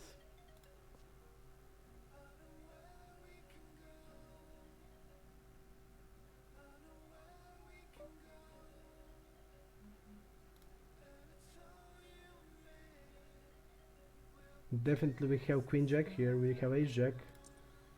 Wanna bet it?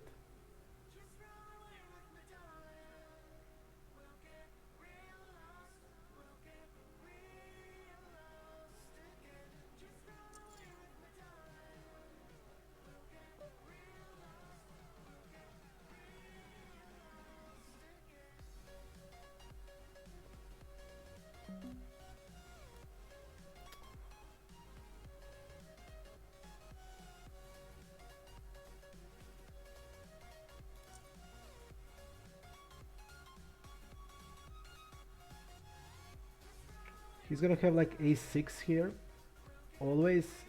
He's gonna have some ace of spade hands. And I think we really look like a jack here.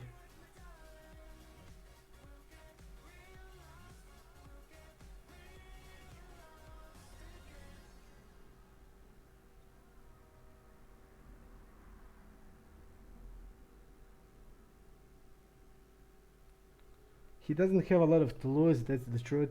So he can call, but I still feel he's gonna fold like, for me it's enough to fold like a6 here, and he's gonna fold always a6 I think, so it's nice. And we really look like a jack after that check behind of the flop. We open kings. Unfortunately no action with our kings. Queen 3 folding.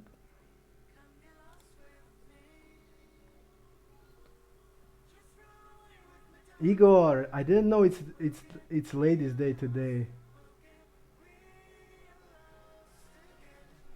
I didn't know, man. I need to get something for my wife then, definitely. Thanks for letting me know. Thank you.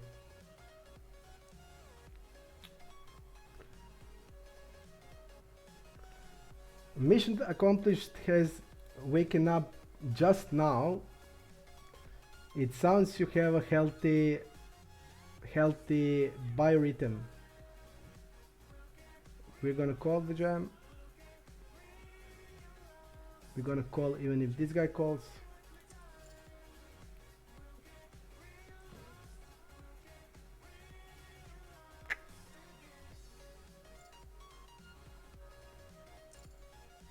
Clear call.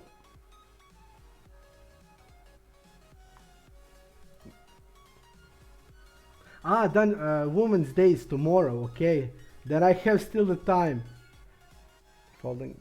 Then I still have the time. This guy is really tight. I just feel it. So I'm really glad we fold that sevens.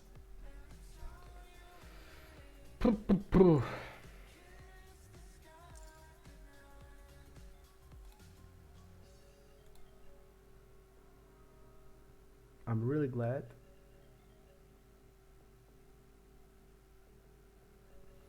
And the guy had 120 seconds of time. He could be just thinking all the way.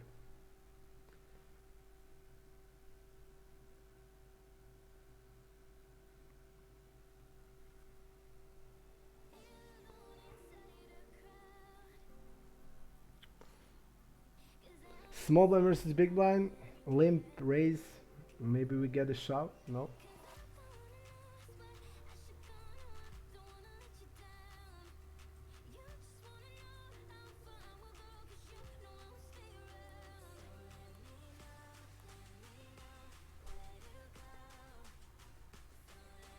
One third, 130% around on 2-7 king.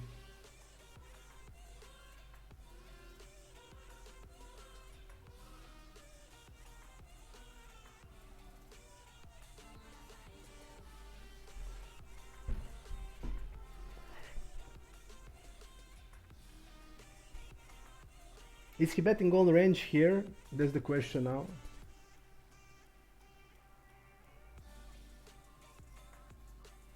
If he bets all range, then ace is pretty good for him. Pretty good.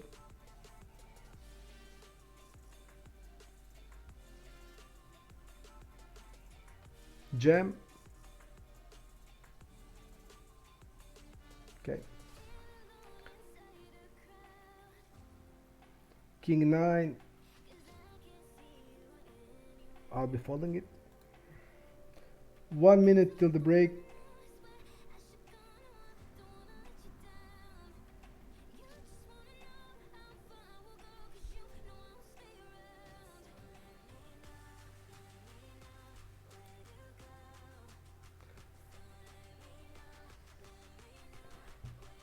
King 9. It would be open.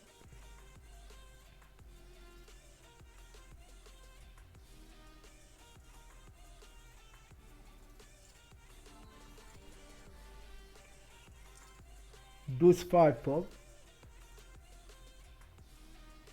This is the last hand before the break.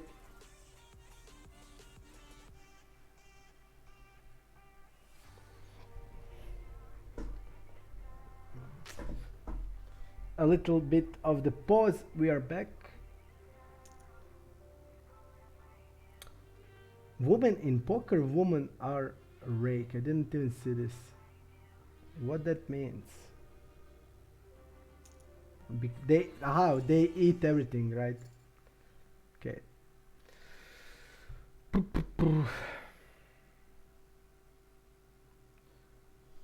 13 players left. We can update it, and that's it. We can update it.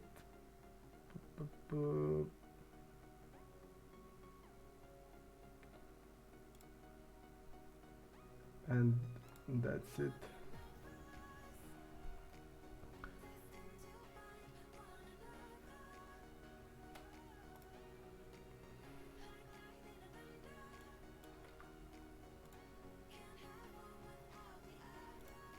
Okay guys, break and we are back.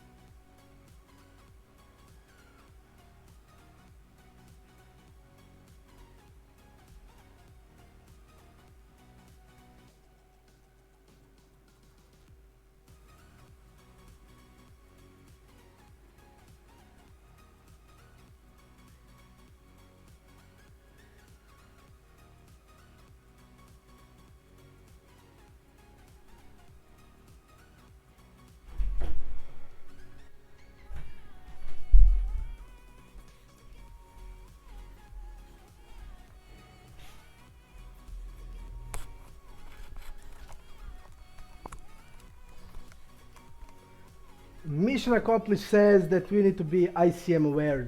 Yes, definitely.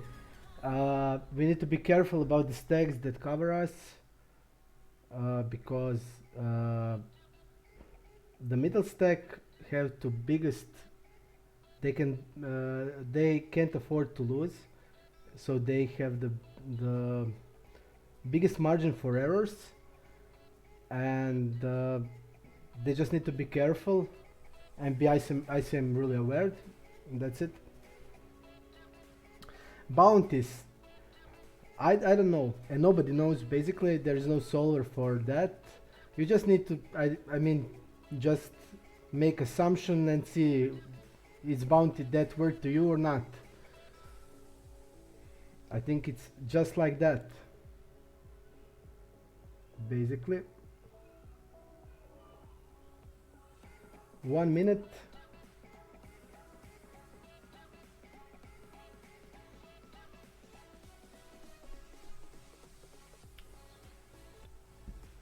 Mission accomplished.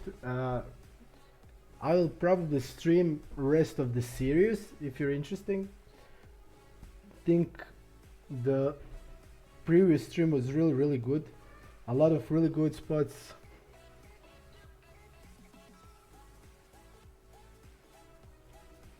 So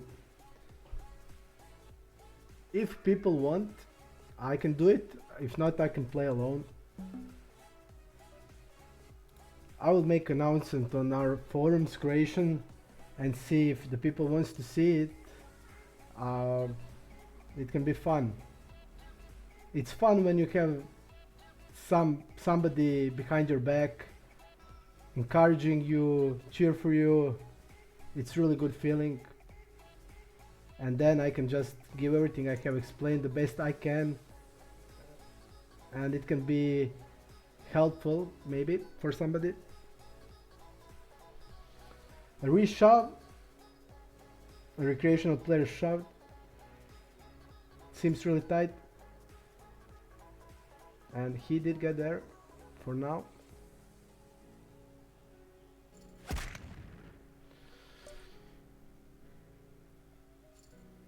Eight, 9 fold.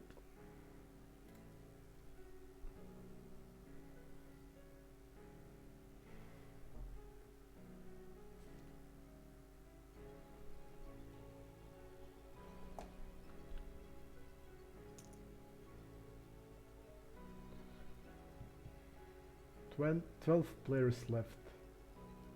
This guy has a pretty big bounty, but not leading bounty.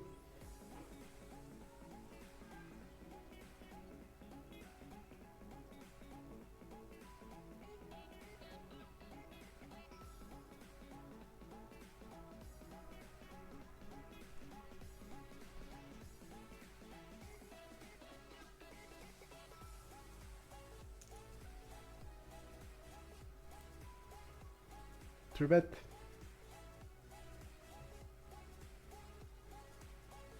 Ace 9.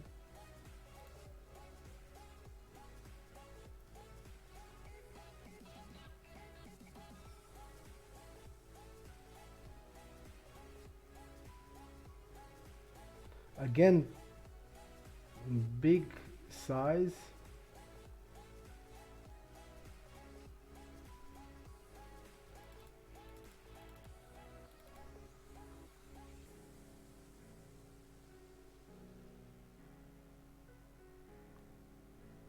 He's using now 2.5 and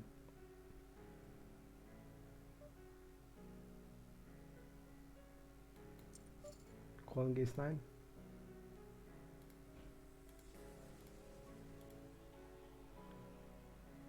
We are not squeezing with this hand. He should be having check range in this spot. Big blind has 5-7, deuce 5, also 5-7 off, and he doesn't care, so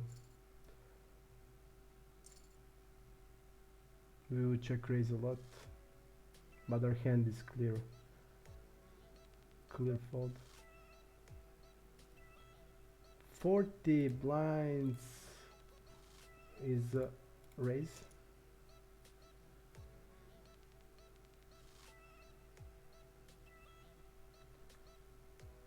Okay, a lot of broadways, suited broadways of broadways. We are limping ace king, ace queen, ace jack off. Limp three betting.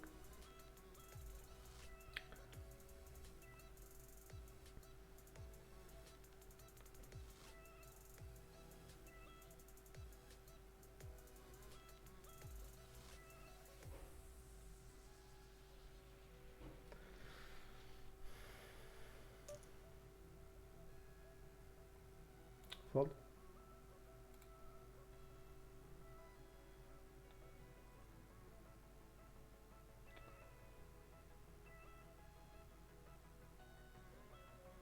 Deuce 5 also fold. Hey Magic, where are you, man? When it's fire in the house, you're not here to help. Magic likes to play with me. He played with me a lot in this Bounty Builder series, but he wasn't with us yesterday and he's pretty late today, but maybe he can bring us luck now.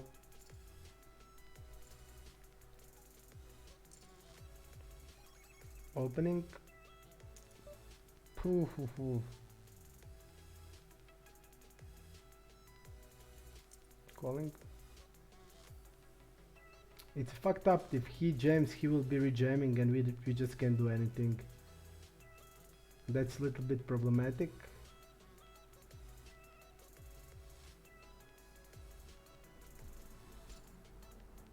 Pretty bad board for us, for our hand. We are not floating it in this phase. Even with this, I think against this size is okay, but I'm not gonna do it until I know more about him and how he plays. He's good. He can put pressure on turns, and I just don't want to go in that spot. And he's a bigger stack than we are, so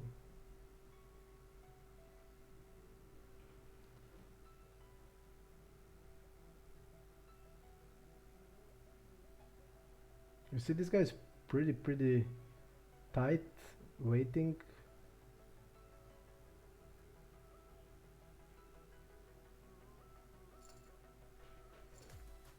We are behind, we are in between or in sandwich against two stacks that are bigger than our.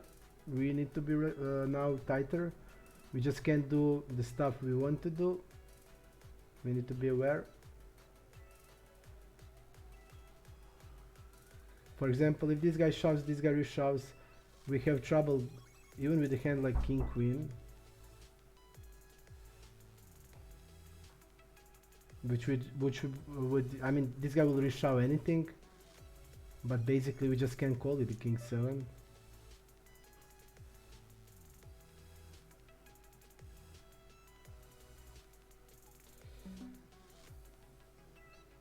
Now this looks to me like he's gonna fall to a jam from us.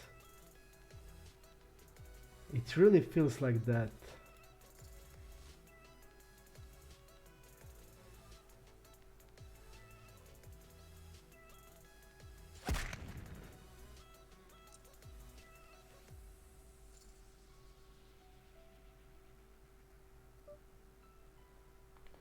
Again,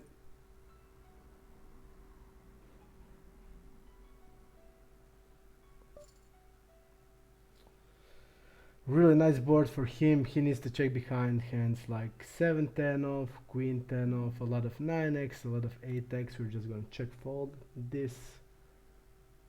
Even his bluffs have really a lot of equity. We have 6 of diamond, but this board really hits his check behind range like really good. So I will not just float it with a6. Even I think it's okay to do it, but again, just be aware of this.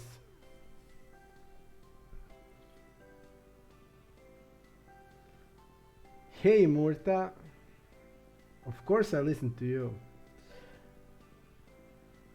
Can you tell people about that when PokerStars showed the tournament with all hands visible? You know the tournament that 5:30 that we played that you showed me that was all the hands showed from all people, where we saw that we didn't see one bluff on final table except our bluffs, and where guys folded, like that guy that folded two pair against me. uh, it's pretty insane to see how people play tight in these spots, and I wanted to show that people to show them that.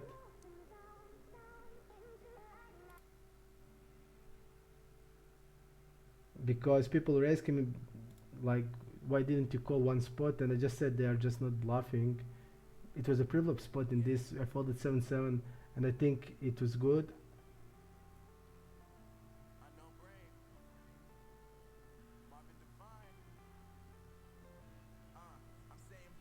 Yes, Magic, I agree. Definitely I will come to Paddle, but after the Bounty Builder series maybe finish, I will also play till the end, because I feel I play really good and I want to take advantage of that.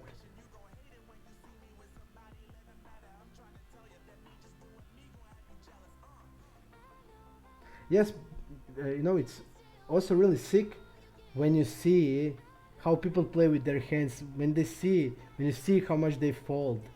It's pretty sick, and what they fold, and they don't bluff in like the final table spots we are calling a shove. Um, so definitely yes. We are not chasing bounties, but we are in a fucked up spot here against two bigger stacks than us. We have the most to lose in this spot, and that's the problem. Beastaholic, man, thanks. Is breakthrough working for you? Did you start playing?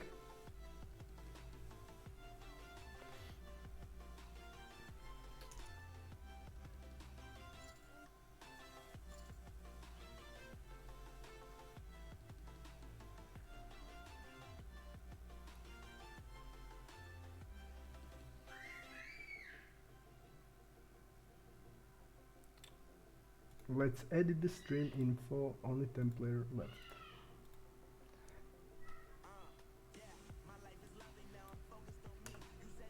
10 player left.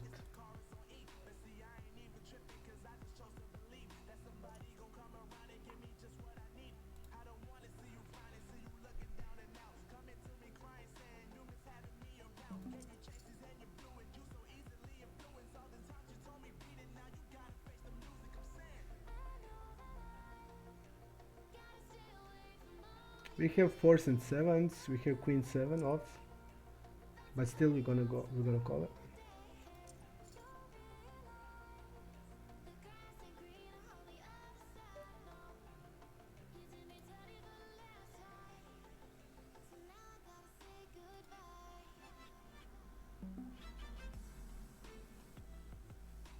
Bigger size.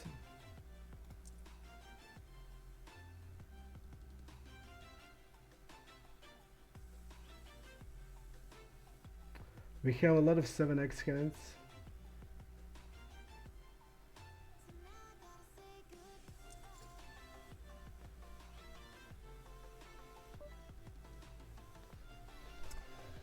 I don't have a heart.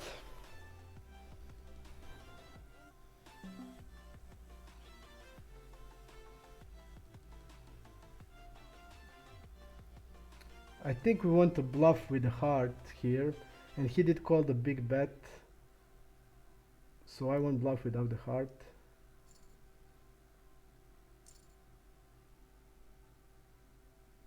We would get snapped.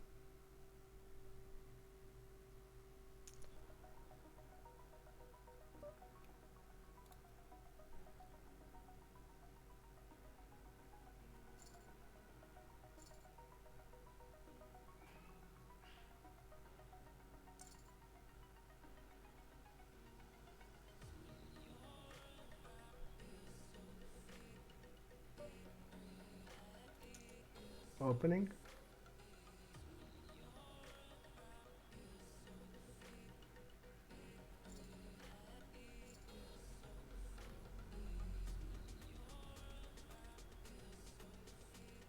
And when he called that big size,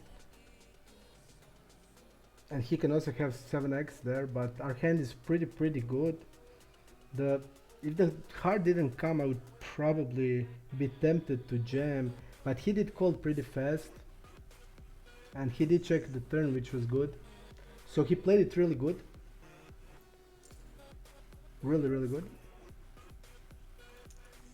Opening.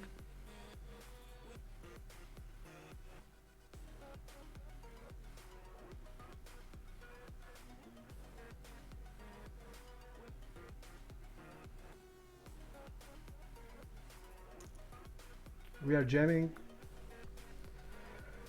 We just can't do anything else except the jam.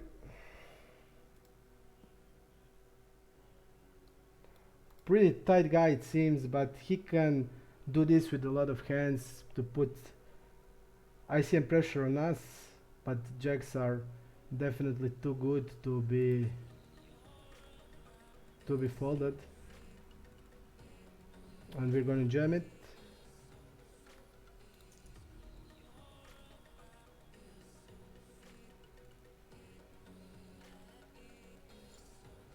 Great.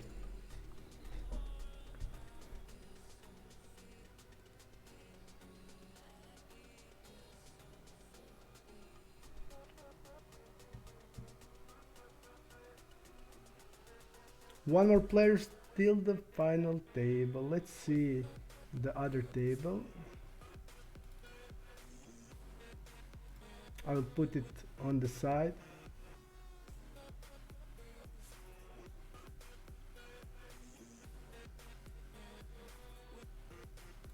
Let's see the money jump also. 4.9.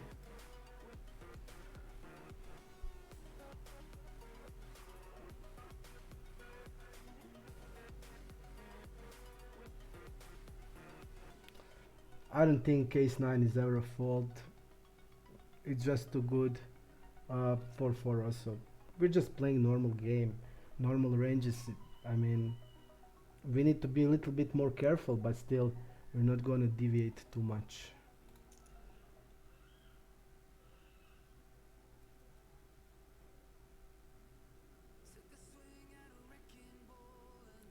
Folding if this guy tributes us.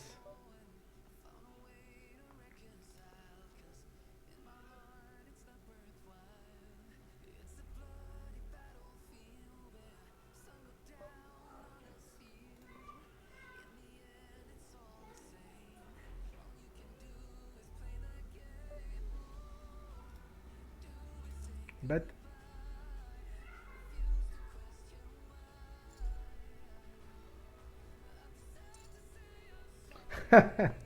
Murta, Murta is saying I'm not the expert for this phase of tournament because I never get close to it.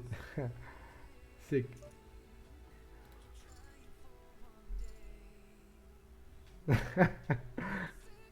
You are a character, man.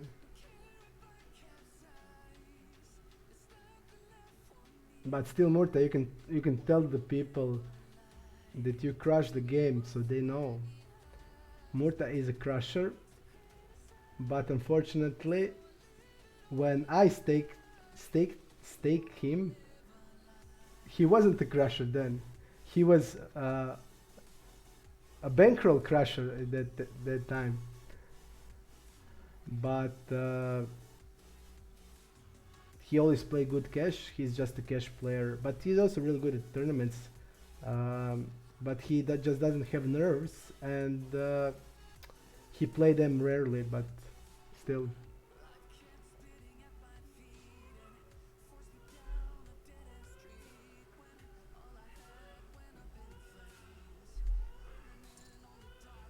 Alright, we got the aces now. We're gonna trip it.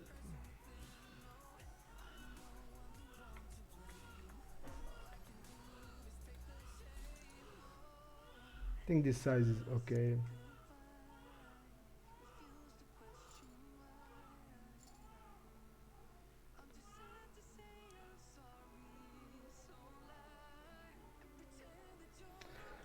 4-4. I agree. 4-4. I should have folded just basically because big blind will jam it occasionally, and we will be always in a position where this other guy will rejam, and we are in a fucked up spot. So 4-4 is a fold. I agree.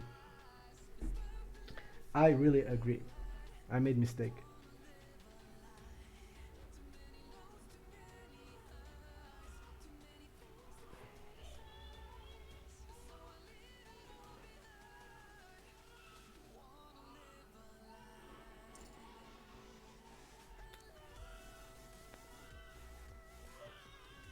We'll open it.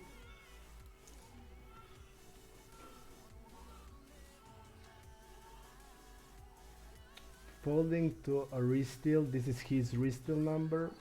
Of course, I mean, we don't need to explain. This hand is always fold. But I think it's a good open.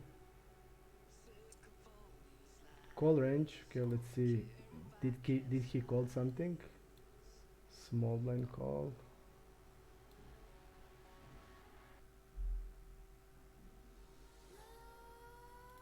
I will check behind. Even in this board we have... No, I will just bet it. It's just pretty good board for us. And even on small blind he shouldn't have a lot of suited hands, so definitely bet. Okay, final table is here.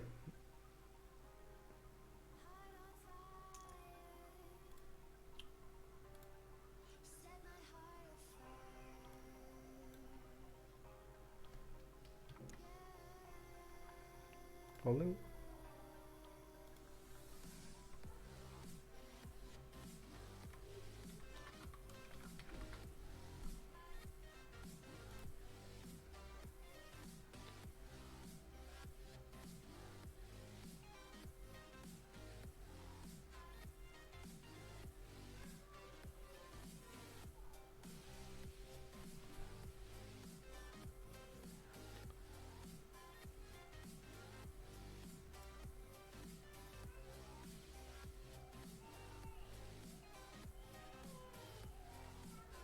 Chain says easy call one and the other, and Chain is a good player, so obviously we trust him and we trust our judgment also.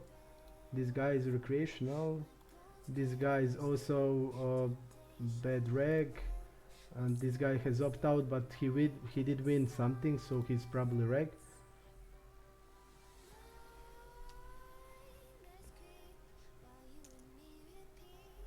Check raise.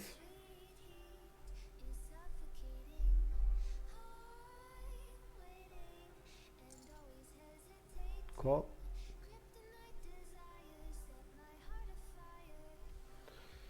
Interesting hand. It felt this guy has been check raising a pair like 9x, or I don't know, like ace 4 with the size that he used. Now he's checking it. Okay, what is this guy now gonna do with hands like ace jack and ace queen that are calling always? And bet 1/3. Nice. He can bet now even like tens, but tens are probably just going to a three bet on the flop. Yes, this guy looks like a 9x, and tens and jacks. You see, this guy had jacks. I think tens and jacks are clear three bet the flop. They need protection, they want value, so pretty strange. And this guy just had 9x.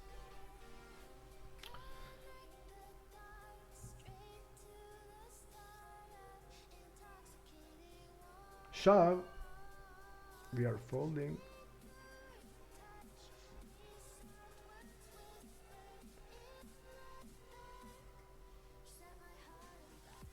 Kill Rogue. Call, man. Sevens. Clear call.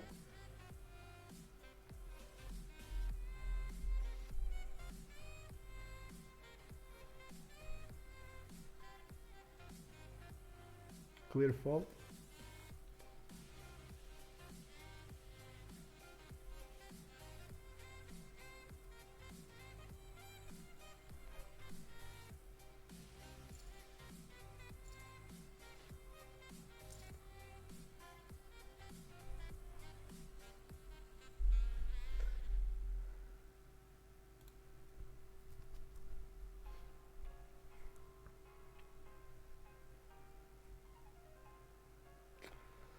3-6 fold.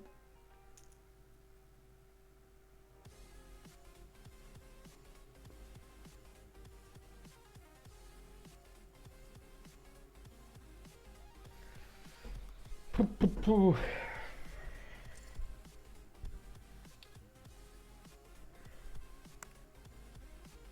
Nice flop.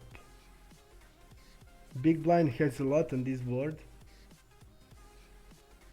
Really a lot of hands that are continuing. A lot of check raising should be involved, but this guy is bad rag, so probably won't check raise it aggressively. And he is. And we saw that this guy only called jacks against the check raise. So when you see that the guy is not 3-betting to check raise, you should check raise him even more.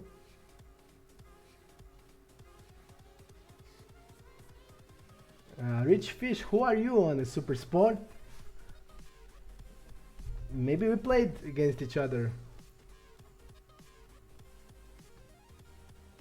Let's just write.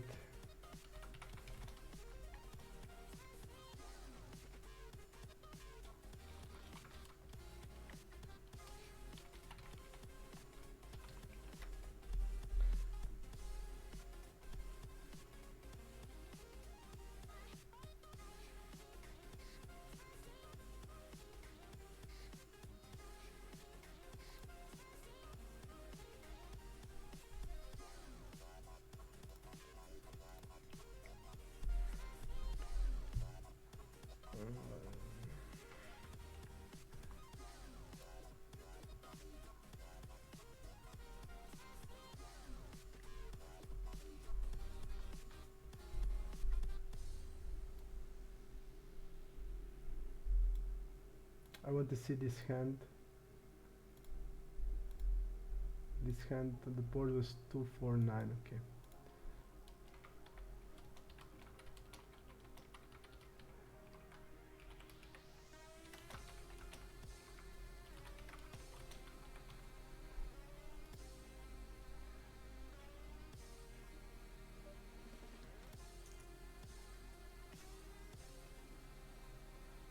We are folding in this if this guy jams.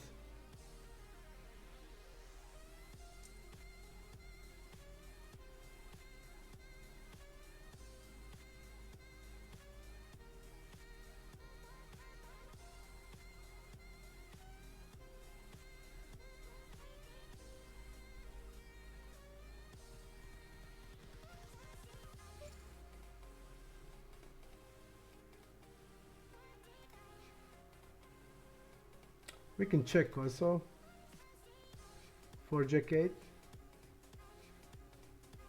to strengthen up our checking range. We're gonna go for delay.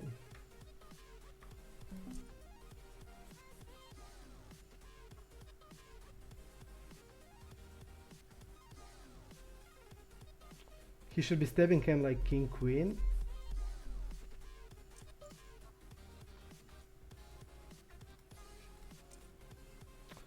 One third.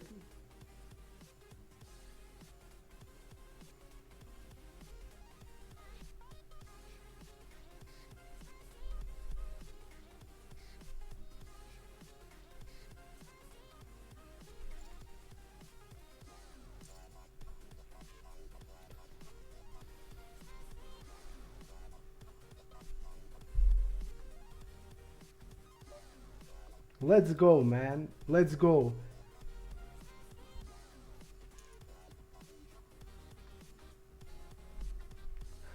Murta, do you know who is Rich Fish? Come on, Rich Fish, tell us your nickname from Super Sport. We all know who I am. I am Marta Merko. Murta is Murta Zaga. And you are... Ajmo. Idemo.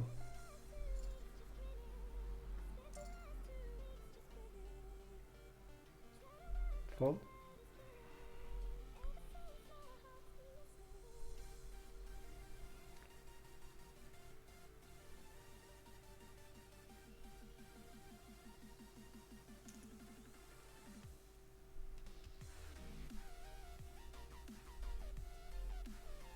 Burdus, maybe a shove in mine. Yes! Stratzer will call. Stratzer has a big bounty, and now he probably won't.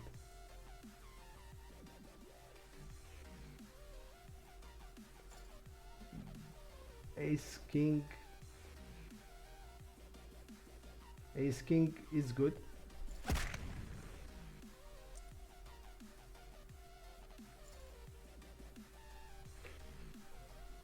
Ace King is good.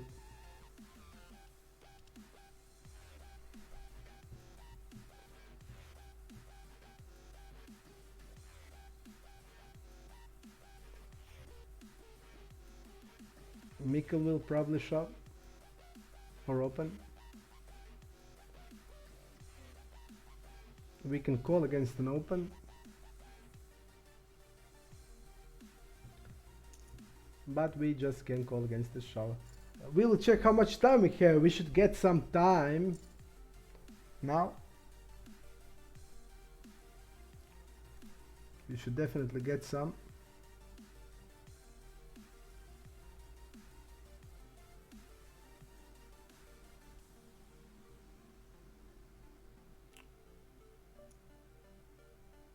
We'll see how much we have. I want to know. 158. That's great. Now we can think in the spots if we are in some spots.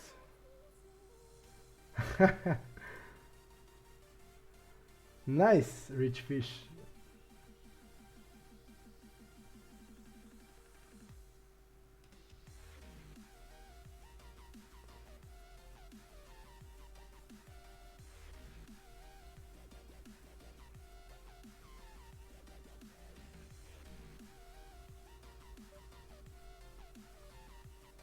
We played before, says Rich Fish. Then tell me, man, I just need to know. Don't keep us waiting. It's not fair. I just need to know. I'm curious guy. We played. We played. Who can you then be? We played before.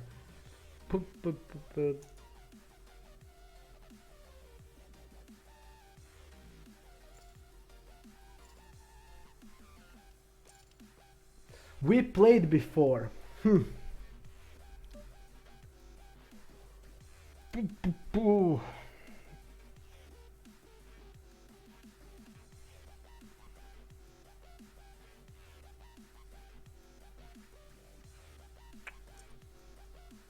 You just need to tell me now because I just can't put it together. And I will then tell you what I remember about you. Queen survive. Queen survive. Let's see how it was.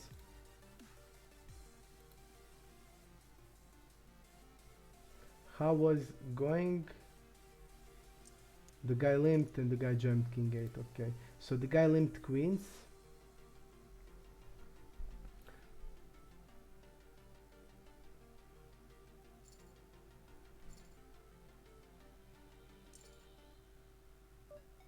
Opening 2x.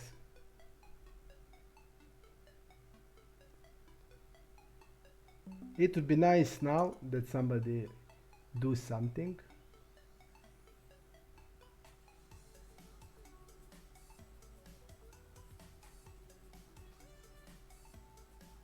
Maybe Mikkel? No.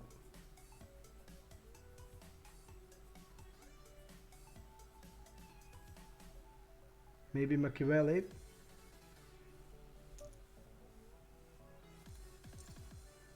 Aces against kings.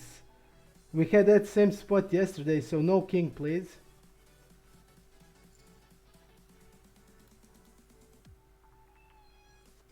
This is really unlucky. Big bad bit.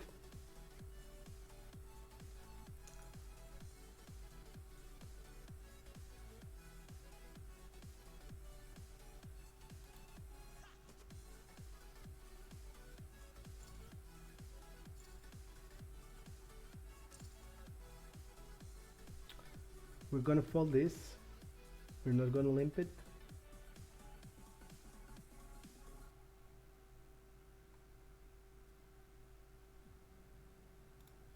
Three six fold. Hey Pea! Pea is my friend. We played basketball together years and years. And you forget the nickname till the end. It's Melo Biribello Pornello, right?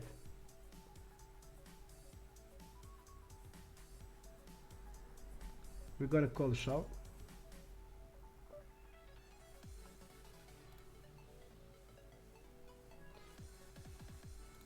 He's gonna have still a lot of air here.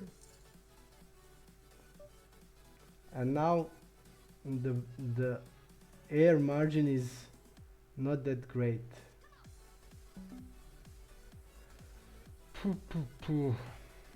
He still needs to call some king highs, I think. Against like king 8 against this size. And now even that is here.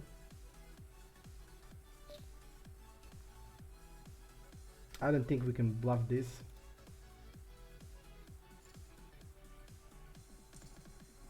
Definitely no. Again, he did slow play here with king 9.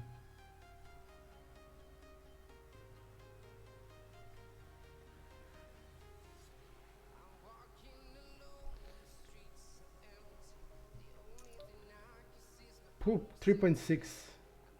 This guy is crazy. On the table before this, he was also doing it 2.5, then 3, then 3.6.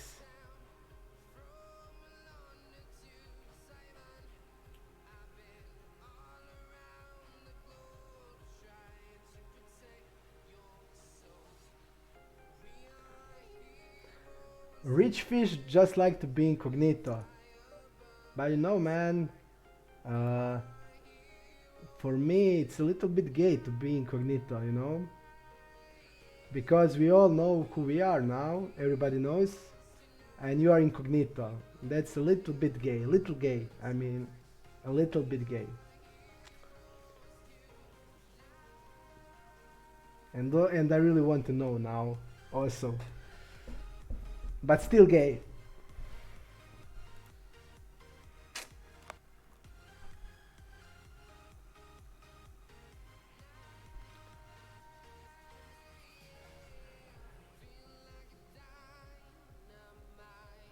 Ace King.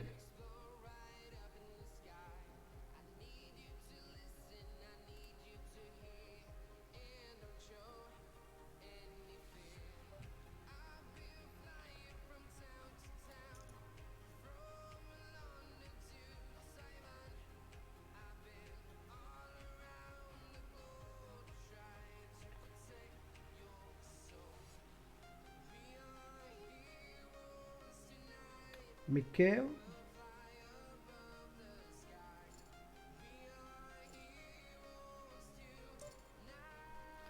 Folding this.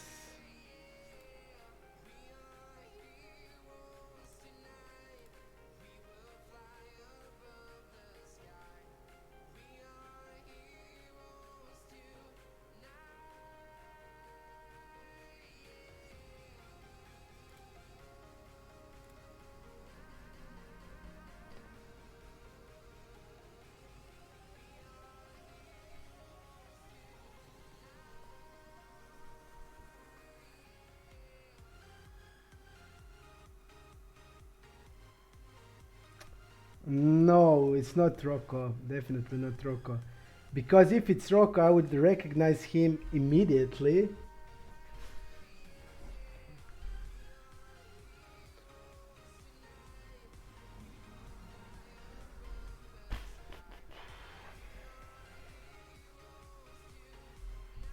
Torkalm still plays. Still play. Do we jam here? Against this tight player with Jack 9 or not? Look at his opening, aces, kings, button he doesn't even open because I'll just fold it. I mean, it's nice bounty, It's 12 blinds, but okay, we don't even need to decide. But I would fold it. We would lost. Sick. See. Split.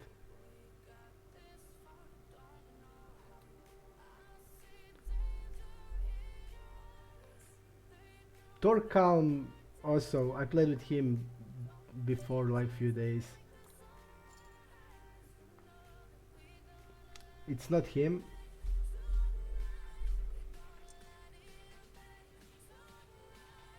Arigold is rich fish. I don't believe it.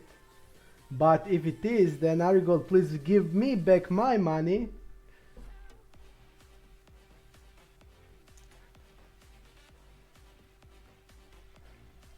Me and Arigold played NL 10k and he gave me big bad bid for a pretty big pot, and then he did get a good run of cards. So definitely please give me back my money. I will give you my account number.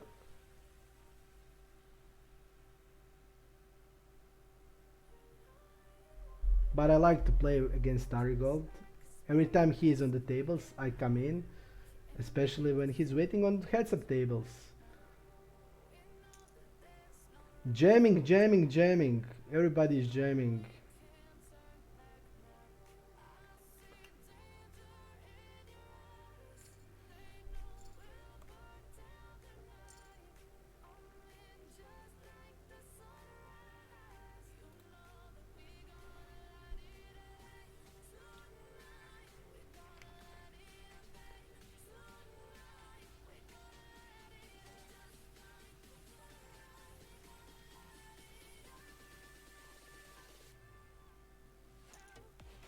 Again, 3.5.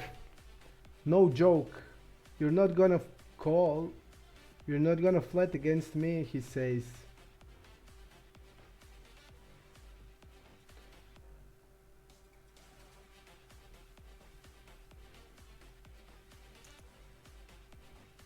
But this guy says, fuck you.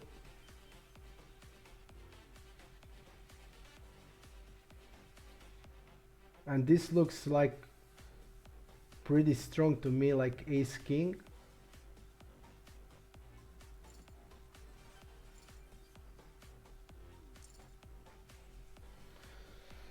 Five, six of nothing.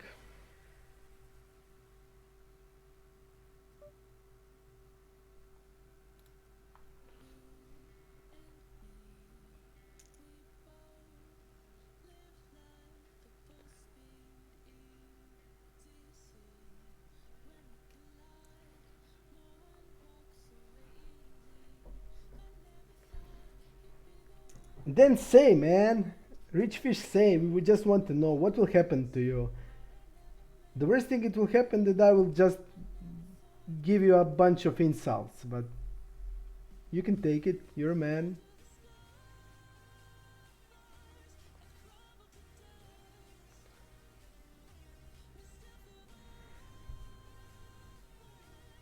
Starcher is pretty active.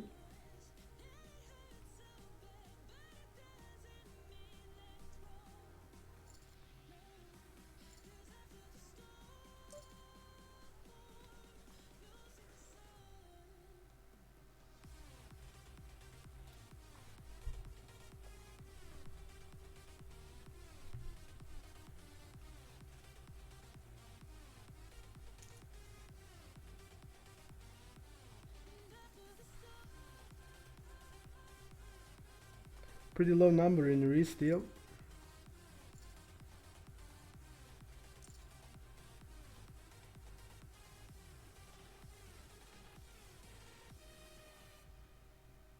This guy didn't open one hand.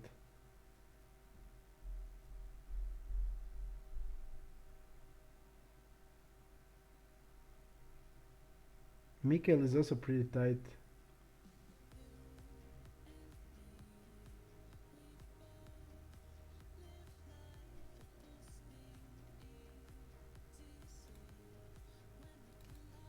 think it's a jam if he opens.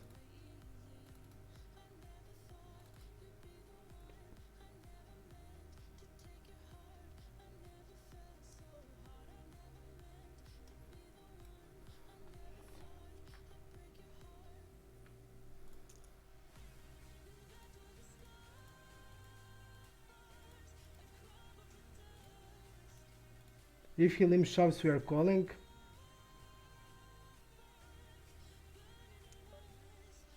And I don't like this.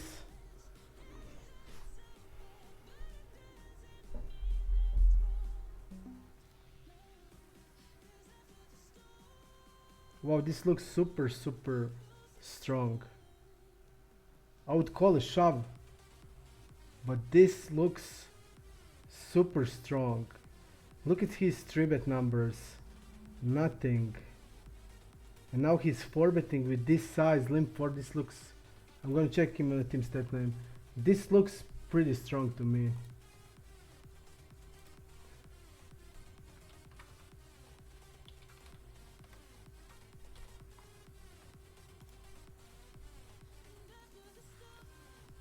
He has literally 0 4-bet range on cash, and he plays around 124, 20, 3-bet 6.8, and he's now... I'm just gonna fold it. It looks super strong to me, and I didn't ever see this move, that move. And on team stat name, his 4-bet is 0. Sick. And he's also low 3-bet numbers. I'm just gonna fold it.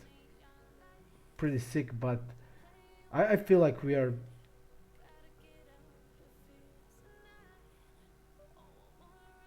I'm gonna jam this. I just don't like that spot. He's not gonna do it with bluffs ever. He's not 3-betting even nothing, so I think we just there had a cooler. And it doesn't even feel like an ace king. It feels more like aces and kings.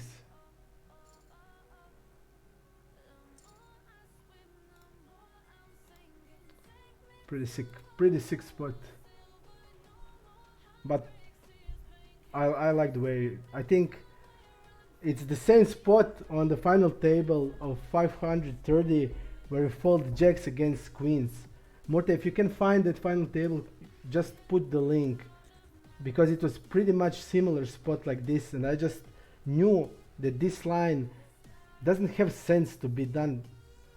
If he jam, I would call immediately, but this is... when you see something like this, when this happens, and is he gonna bluff limp 3-bet with a small size?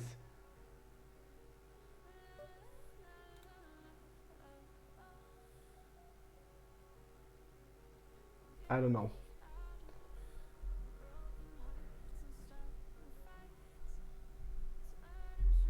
It felt pretty strong to me.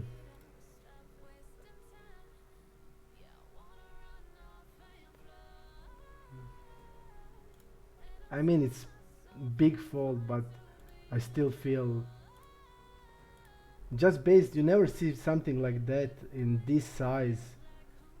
I mean, normal range, but look at his 3-bet number. He didn't 3-bet anything,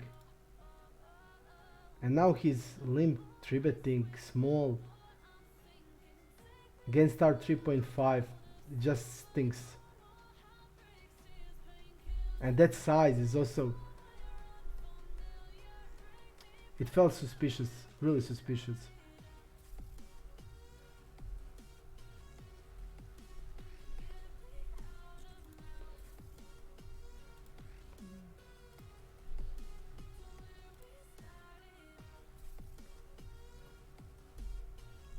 Every sense in me just told me to fold it, and I just listened to myself. I just listened to myself.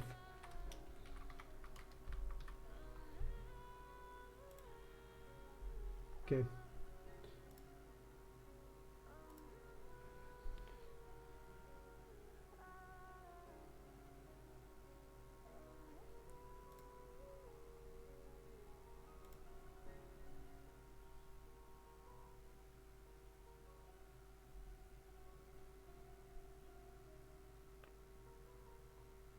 Pretty sick spot.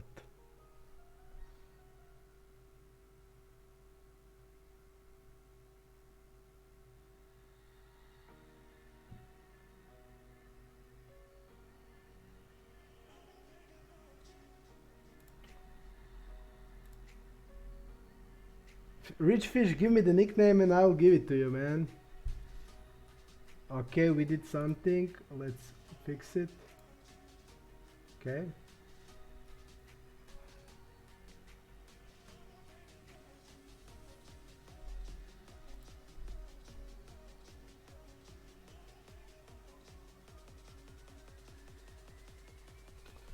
Pretty sick spot.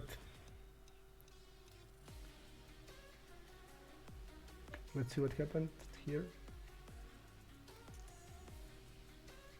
The guy had King Jack.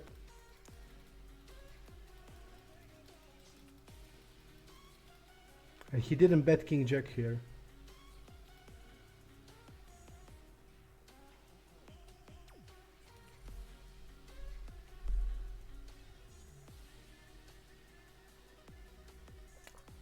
I don't want to see this.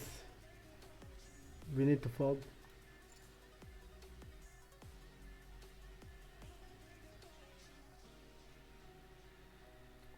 We would be out now. Poof.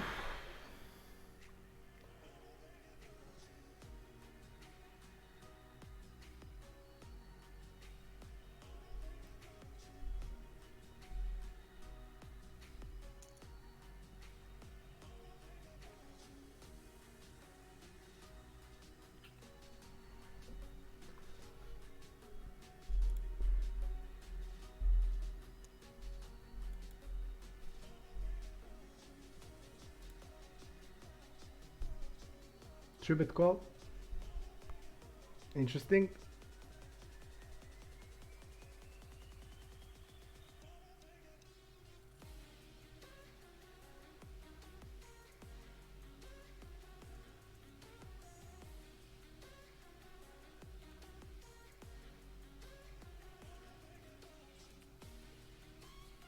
Betting all his range here. Probably, and it's a good play on this board.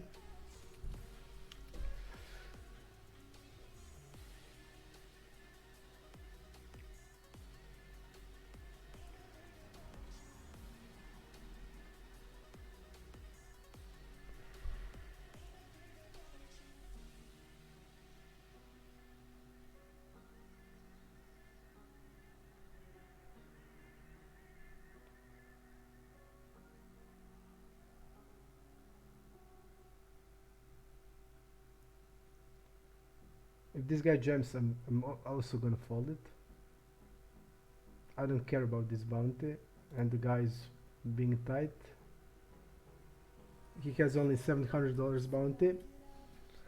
It's not worth to fail to 25 blind. He's stronger than we are.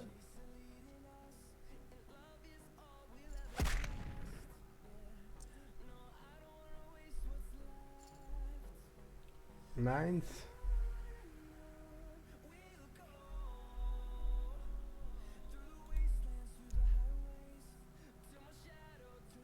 Against 30 blinds, against the cutoff, the best way to play the nines are to jam.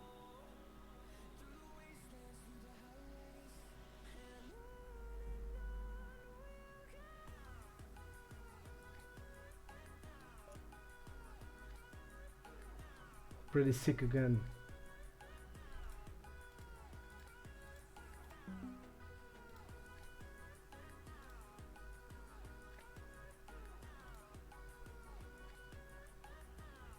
You know what is problem? He covers us and he covers us, and there are 3 stacks that we are stronger than. I think I need to.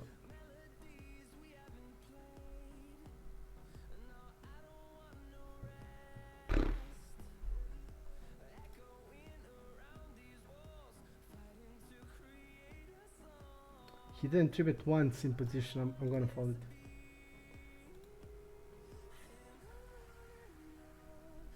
we basically need to jam.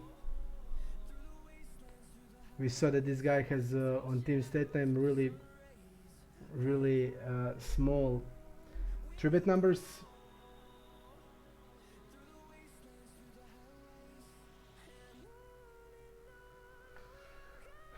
Forgive me because I'm a nit.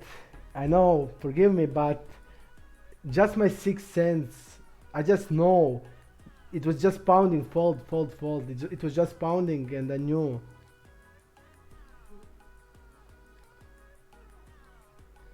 Okay, let's take a break.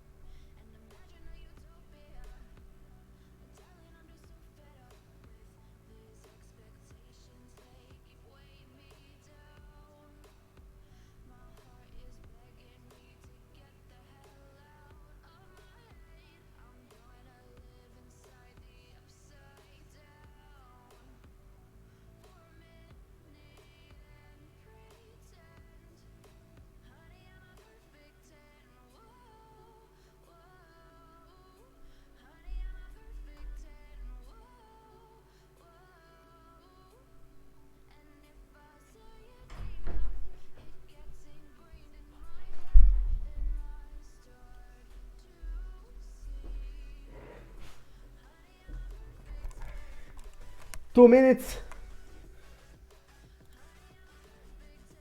Richie Fish didn't give us his nickname.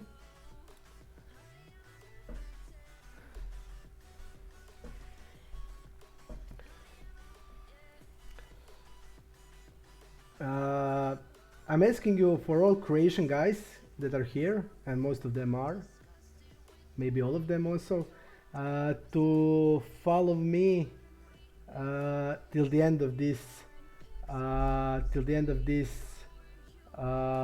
series, and we'll make some cool rewards for Croatian players from Croatian Poker Pro Forum. If you have any ideas, write it down in the Poker Pro, and I can stream. You can be with me, and I can split my winnings with you guys. Think it could be interesting, because I read that there are no Croatian streamers on Poker Pro, so let's make some of them.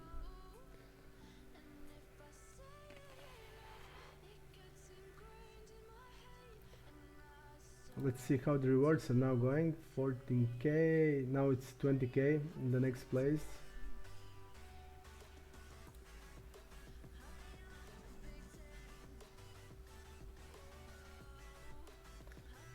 I want Murta always on the stream.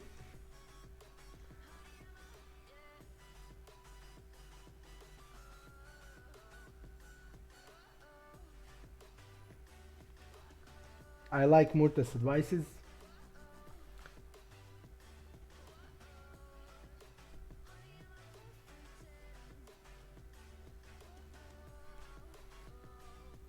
And we have some good tournaments till the end, and to the final tournament of the series we have 10 million Sunday Million in the 20 March.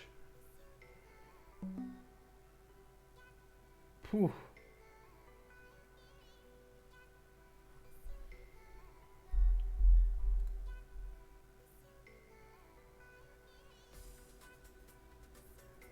Please don't do 3.5. And he does 3.5. Why people do that?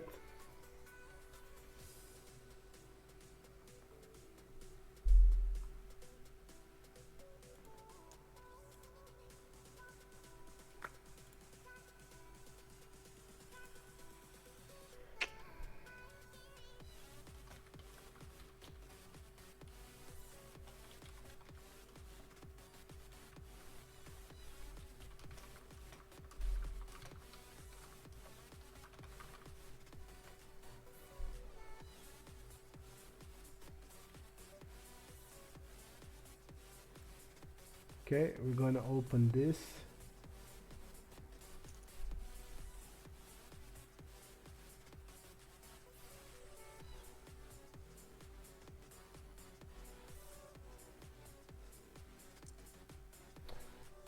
Button calls. 30 blinds, many pocket pairs, broadways, suited aces, maybe even some suited connectors.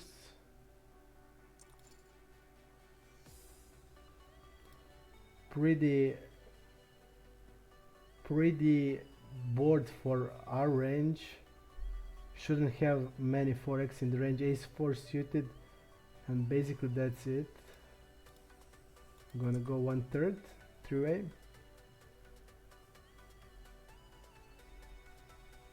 He still has pocket pairs. This guy has some 4x.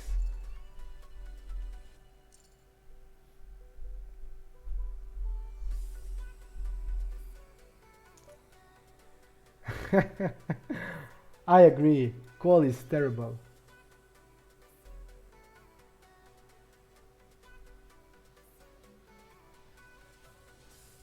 I think I explained the situation. You just don't take ICM in consideration. Our stack, if we lose, we are losing like basically 15k. We are losing 15k of money, and I mean we have fold equity, it's no question about it, but still we are against two ranges and we have two small stacks. I agree with what Chain says. Basically I told the same thing. It's a jam or fold. It's a jam without ICM for sure. With ICM, I think it's okay fold.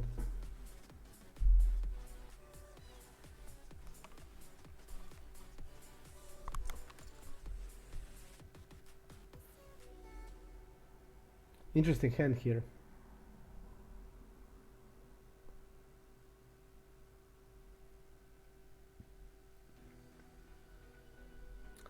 Rich Fish, I know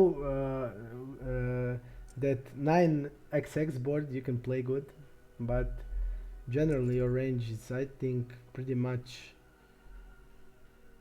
like seenable, and it looks like really on most boards you don't have playability, and it doesn't have sense. You want in poker to be uncapped, never capped. Wow, this is nice play. The guy had really good hand, Queen 6. Ace 3, I don't think. He raised? Yes, he raised the Queen 6. Bet 1/3. Checked. The guy doesn't have any blockers.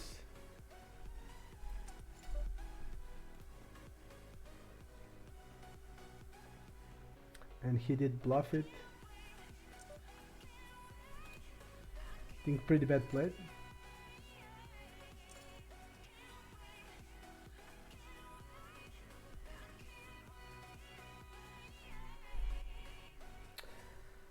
ICM is really important because a lot of money is burning if you don't understand ICM.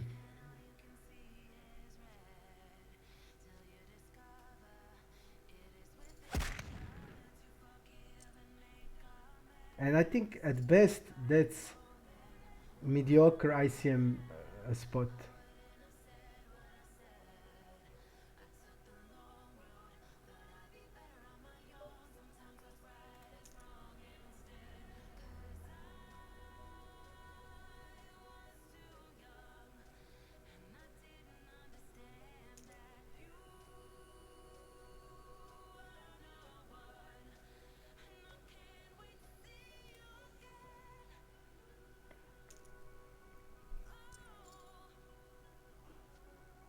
King is there.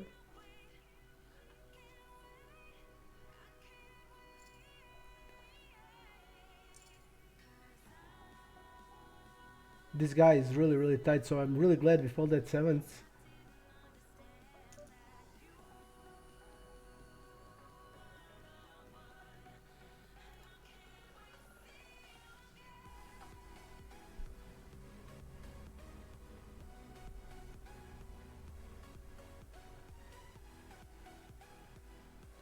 I agree with Shane maximally. It's ICM mediocre spot. And we are risking everything basically to win 8 blinds. Look back, man. Crush this thing. I'm trying. I'm trying and I will do everything I can to do it. Check the stream from yesterday. There were plenty of really good spots. Really good stream. I think really good.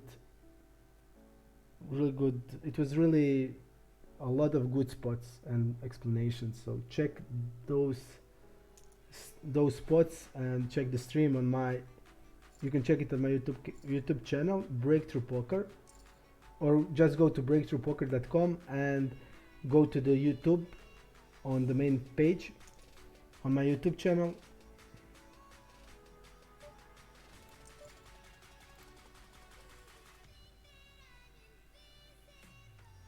We need to have some 10x in the call range.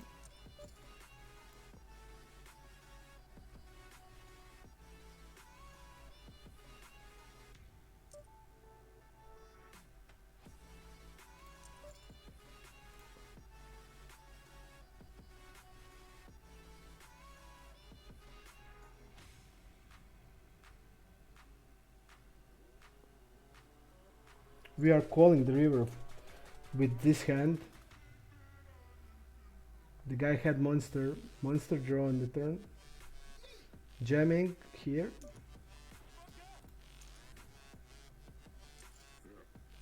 Let's win this. 3, 6, okay.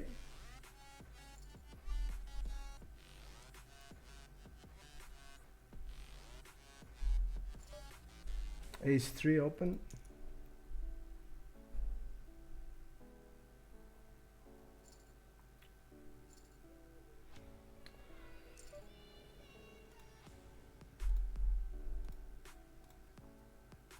I'll just edit the stream info.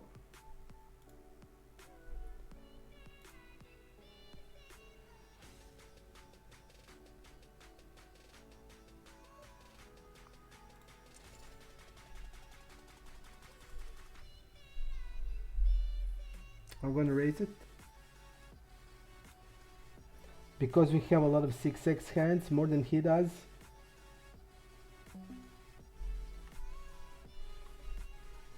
And we need to push that. He's gonna probably bet all his range. We don't want him to do it.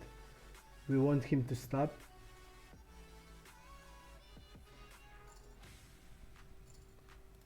He on that board where we are so strong.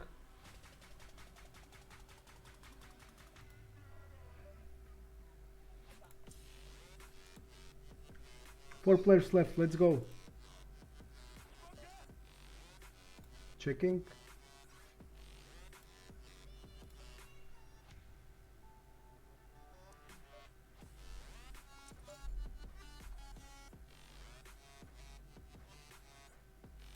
He's gonna have a lot of 9 and 10x hands.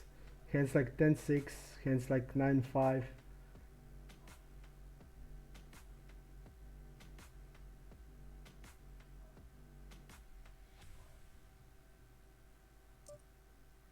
We're gonna call it.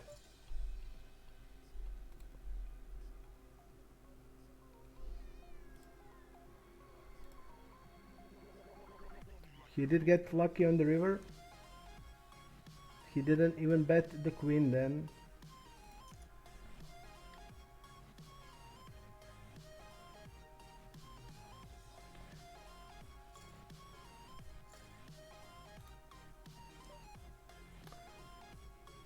The meta is saying us good luck. Good luck. Thanks, meta.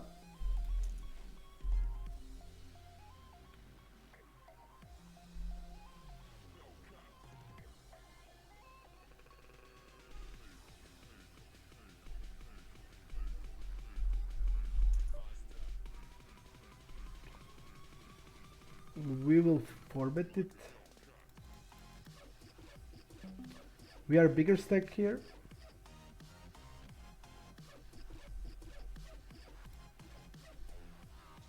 We are bigger stack here. We will put some pressure.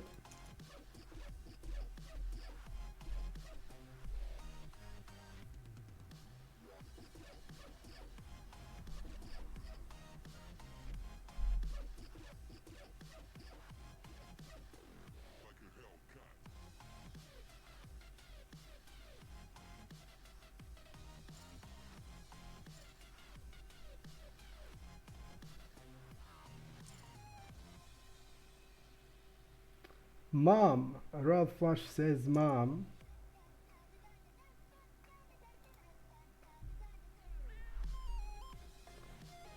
You can call me dad.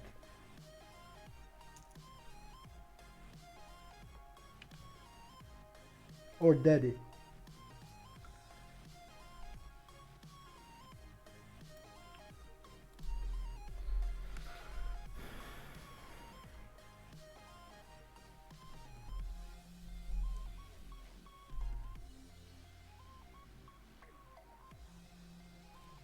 Guess this guy will fold. Look at his open.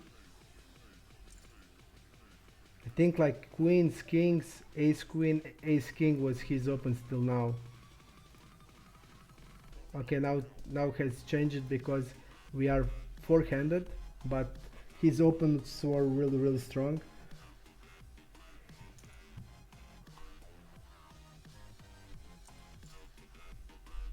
Great board for small blind.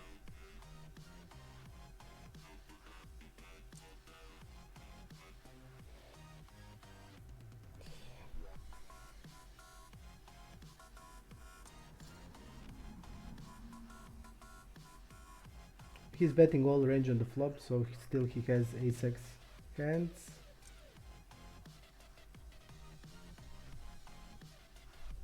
Pocket pairs should be shoving pre-flop, but I guess this guy will have them. I don't think he's shoving it. Maybe 8s plus 7s, but not 2s to 6 for sure.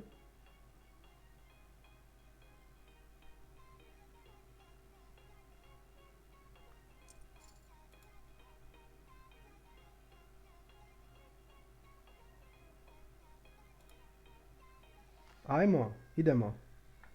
Idemo pričat, idemo igrat dobro. Hoće li Kilrock šipat ili mi se čini da ovaj bi trebao isto šavat svakog asa. He should be shoving aces. I start like talking in Croatian. He should be shoving every ace, so it's strange. Pre-flop. But I guess this guy wouldn't shove all aces. So basically I think he has like ace deuce till ace 8, ace 9 probably. Just based on what we saw from him on this final table. And this guy is now thinking what to do, probably because he knows this guy probably when he calls the turn he's not calling there with king high, he's not calling there with pocket pair. I would guess that he has there like probably ace. And I think Kilrock is just give upping.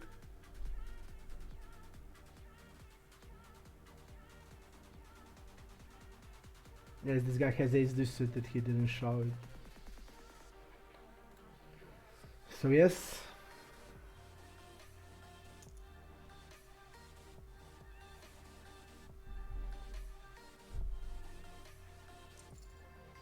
The meta is asking about the stats. It's like for the uh, program for cash game, which you can find on breakthroughpoker.com. It doesn't have anything to do with the MTTs. It's basically only for cash, so you can ignore that everything. You can ignore everything. Just watch the tournament.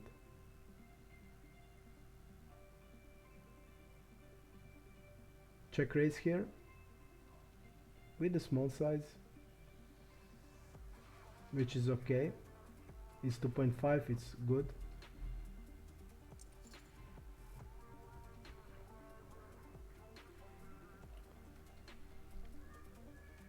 Pretty bad turn for him, but he should be shoving all pocket pairs, so it doesn't matter that much. He still has 8x that he check raised the flop, but I think now on the turn he can bet only a small bet, like he did.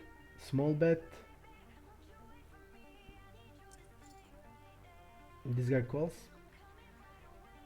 I expect check on the river.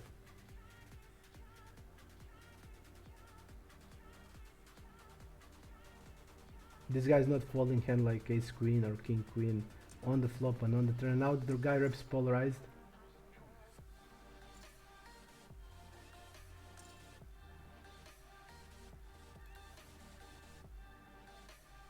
Yes, he reps nothing now.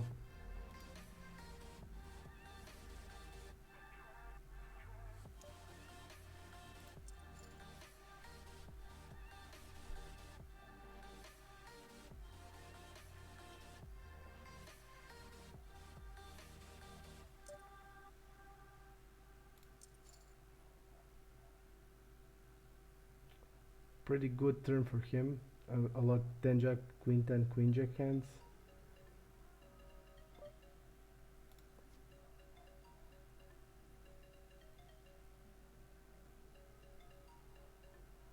I think he would continue bluffing on this card most of the time.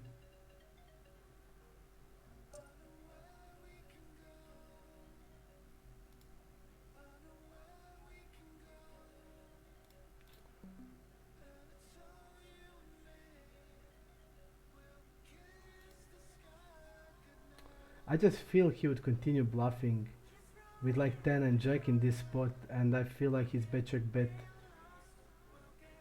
I mean, he reps. Our hand is good call. We saw his bluffs, but just everything in me is telling me that he would continue bluffing, and he would continue bluffing on the turn and not go for the bet check bet line as a bluff. Weak regs don't do it, and everything is saying me it's a fold, and I will just listen to myself. Just based on how he did play till now, he was always continuing with his bluffs, and now he's just bet check betting. It doesn't feel bluffy to me. And there, this guy is really tight. I'm gonna fold it. And usually,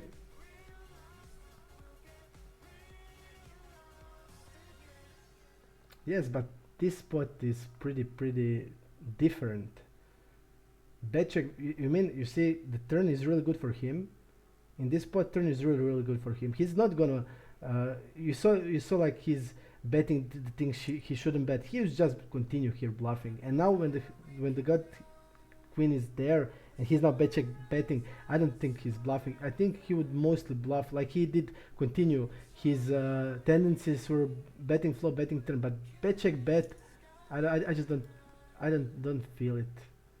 Everything I just based on from what I see from him, I felt he wouldn't play like that, and he would just bluff on the turn. Our hand is okay call, definitely. We are not blocking his. We have unblockers practically, and when we have unblockers, it's pretty good call. But I just felt it based on what how he was playing. I would gladly call the turn, but when he checked, it felt to me like bet check bet line. It's, I would say, value heavy because his bluffs are, I think, betted on the turn a lot, if not most.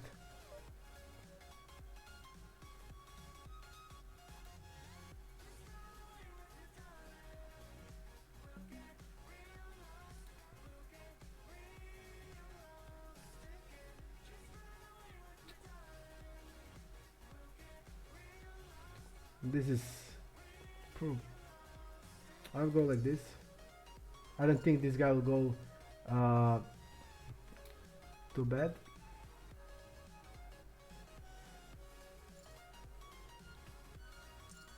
And now everything is even up. I mean, I just called, I didn't shove because I know in this spot this guy will never go when we call lightly.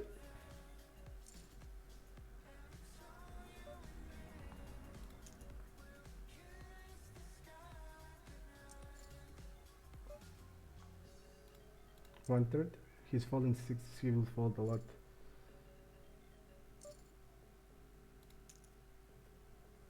Starts, this is his re-steal.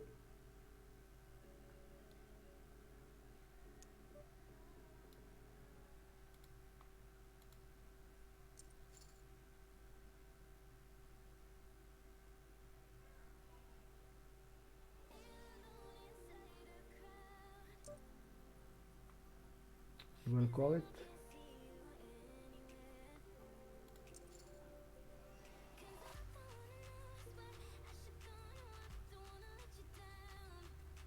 This is his double barrel.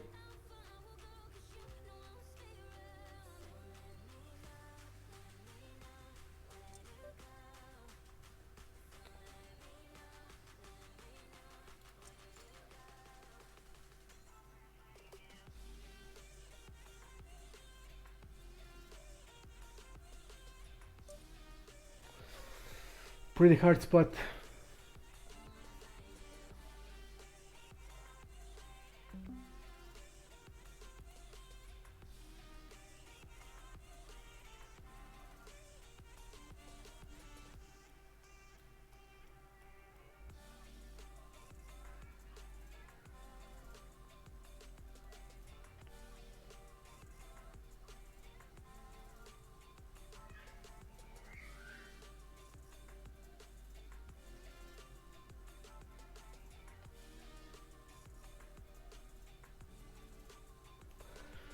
Poof.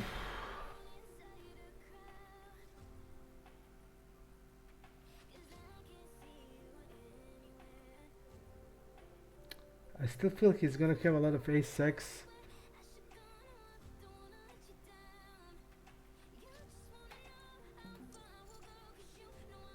Okay. This is sick. He hit the river. Sick. Pretty sick.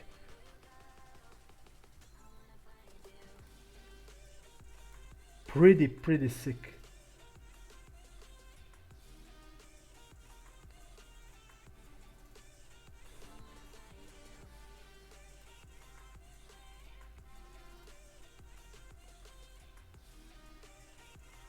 I just felt in this spot sick because he's gonna have, but I don't think he's gonna jam ace 10 there. He's basically repping ace queen. We block ace king, sick, and hits the 8 on the river. Pretty sick.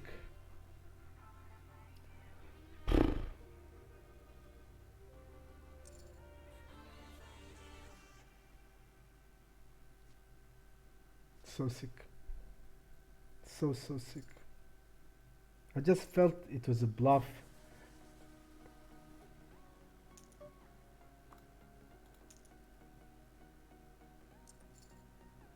Let's go, let's bring it back So sick. I just can't believe he hit the fucking 8 on the river. I just felt he's bluffing it. Based, he's not gonna bet ace 10 there in that spot. So he reps like ace fucking queen. And he did use that small sizes. And if he's bluffing with eights, what's he gonna do with like, I don't know, 9s, 10s? Pretty sick. Disgustingly sick.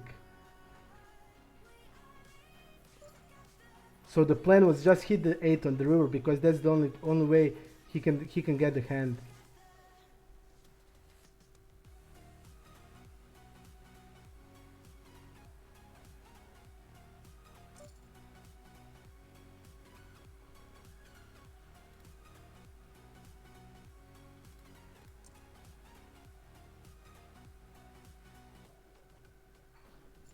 Disgustingly sick hand.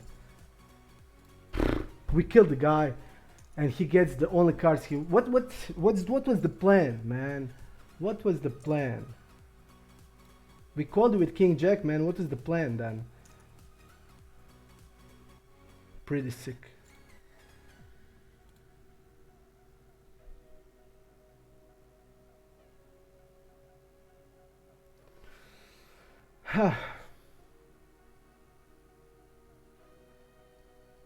We kill the guy and he gets the 8 on the river. Sick.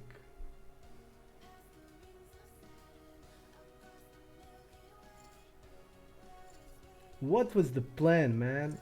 What was the plan? The plan was only to hit that 8 because the only way you can win that hand is that.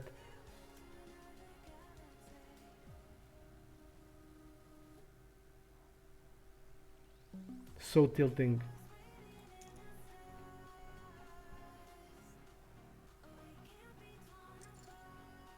Let's go, let's win this. Oh, bad flop. Hold.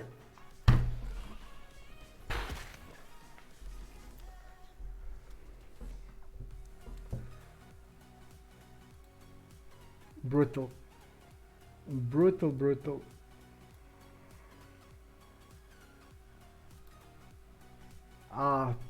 It's brutal. First, we kill the guy. We kill the guy there. He hits the 8s and 8 on the river. He hits the 8 on the river.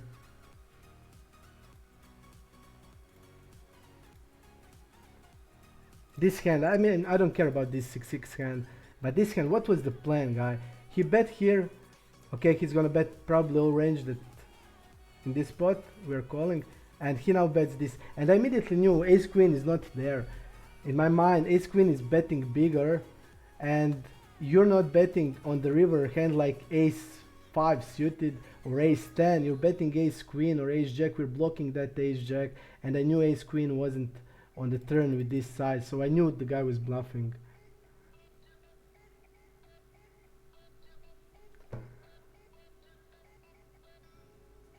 Poof. Sick. So unfair. Poof. And then we lost aces against sixes in a spot where we are practically the second. We just run like shit.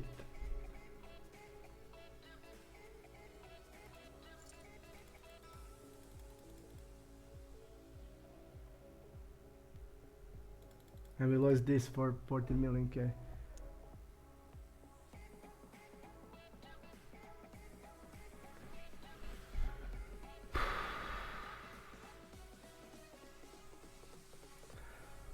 I don't know what to say, guys.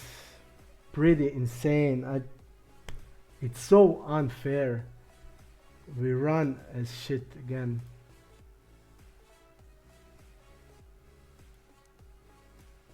This is our EV. Every day it was like this. I lost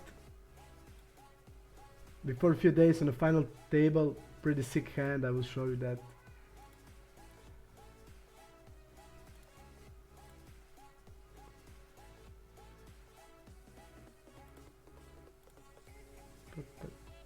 I will show you.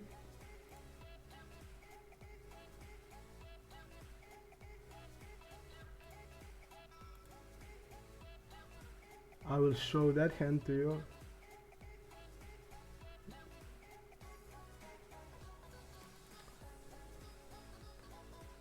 And this was on 5:30. We call the check raise. It was 20 players left. The guy got the flush. And day before, on the final table of the bounty builder,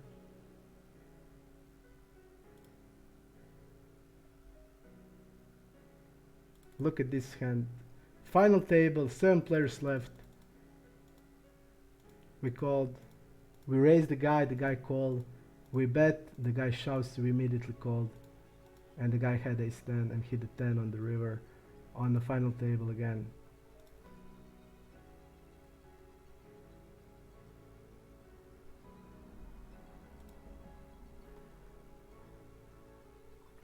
I don't know what to say, guys. I'm so fucking mad.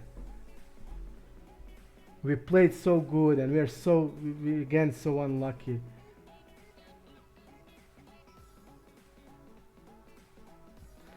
I don't know what to say. I feel so fucking bad. I would just kill myself now. We killed the guy. We killed all of them in like last few days. We were just crushing them, calling them with nothing, or playing them, and we just get like this. It's not fair. I mean, so fucking tilting for me. It's so annoying. It's just so unfair. I mean, we just killed them. But it is what it is. I mean, I'm not mad on anything but that hand with 8-8. What was the plan? I don't understand. But it is like it is. Whew, thank you for being with me.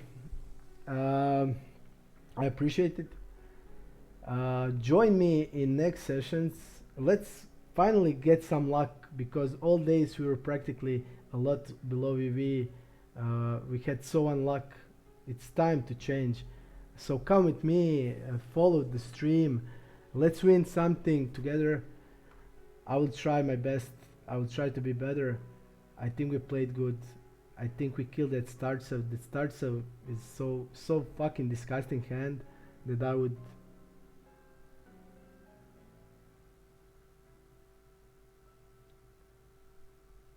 So bad, so bad. But it is like it is. But brutal run, brutal run.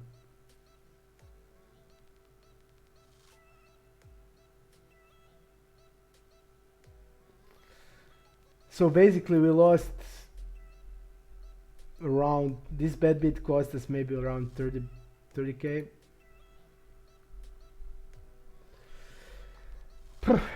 Bad day. What we can do? Bad day. Thanks, guys. Hope you follow the stream. Follow me. Go to the breakthrough.com, breakthroughpoker.com. Subscribe on my YouTube. I will every day it will be a new video. Subscribe. It doesn't cost you anything. Learn with me. We'll play cash. We'll play high stakes cash. We'll play MTTs, high stakes and mid stakes. Be with me. Help me fight this unjustness. And that's it. Thank you. And I see you maybe tomorrow even. Bye.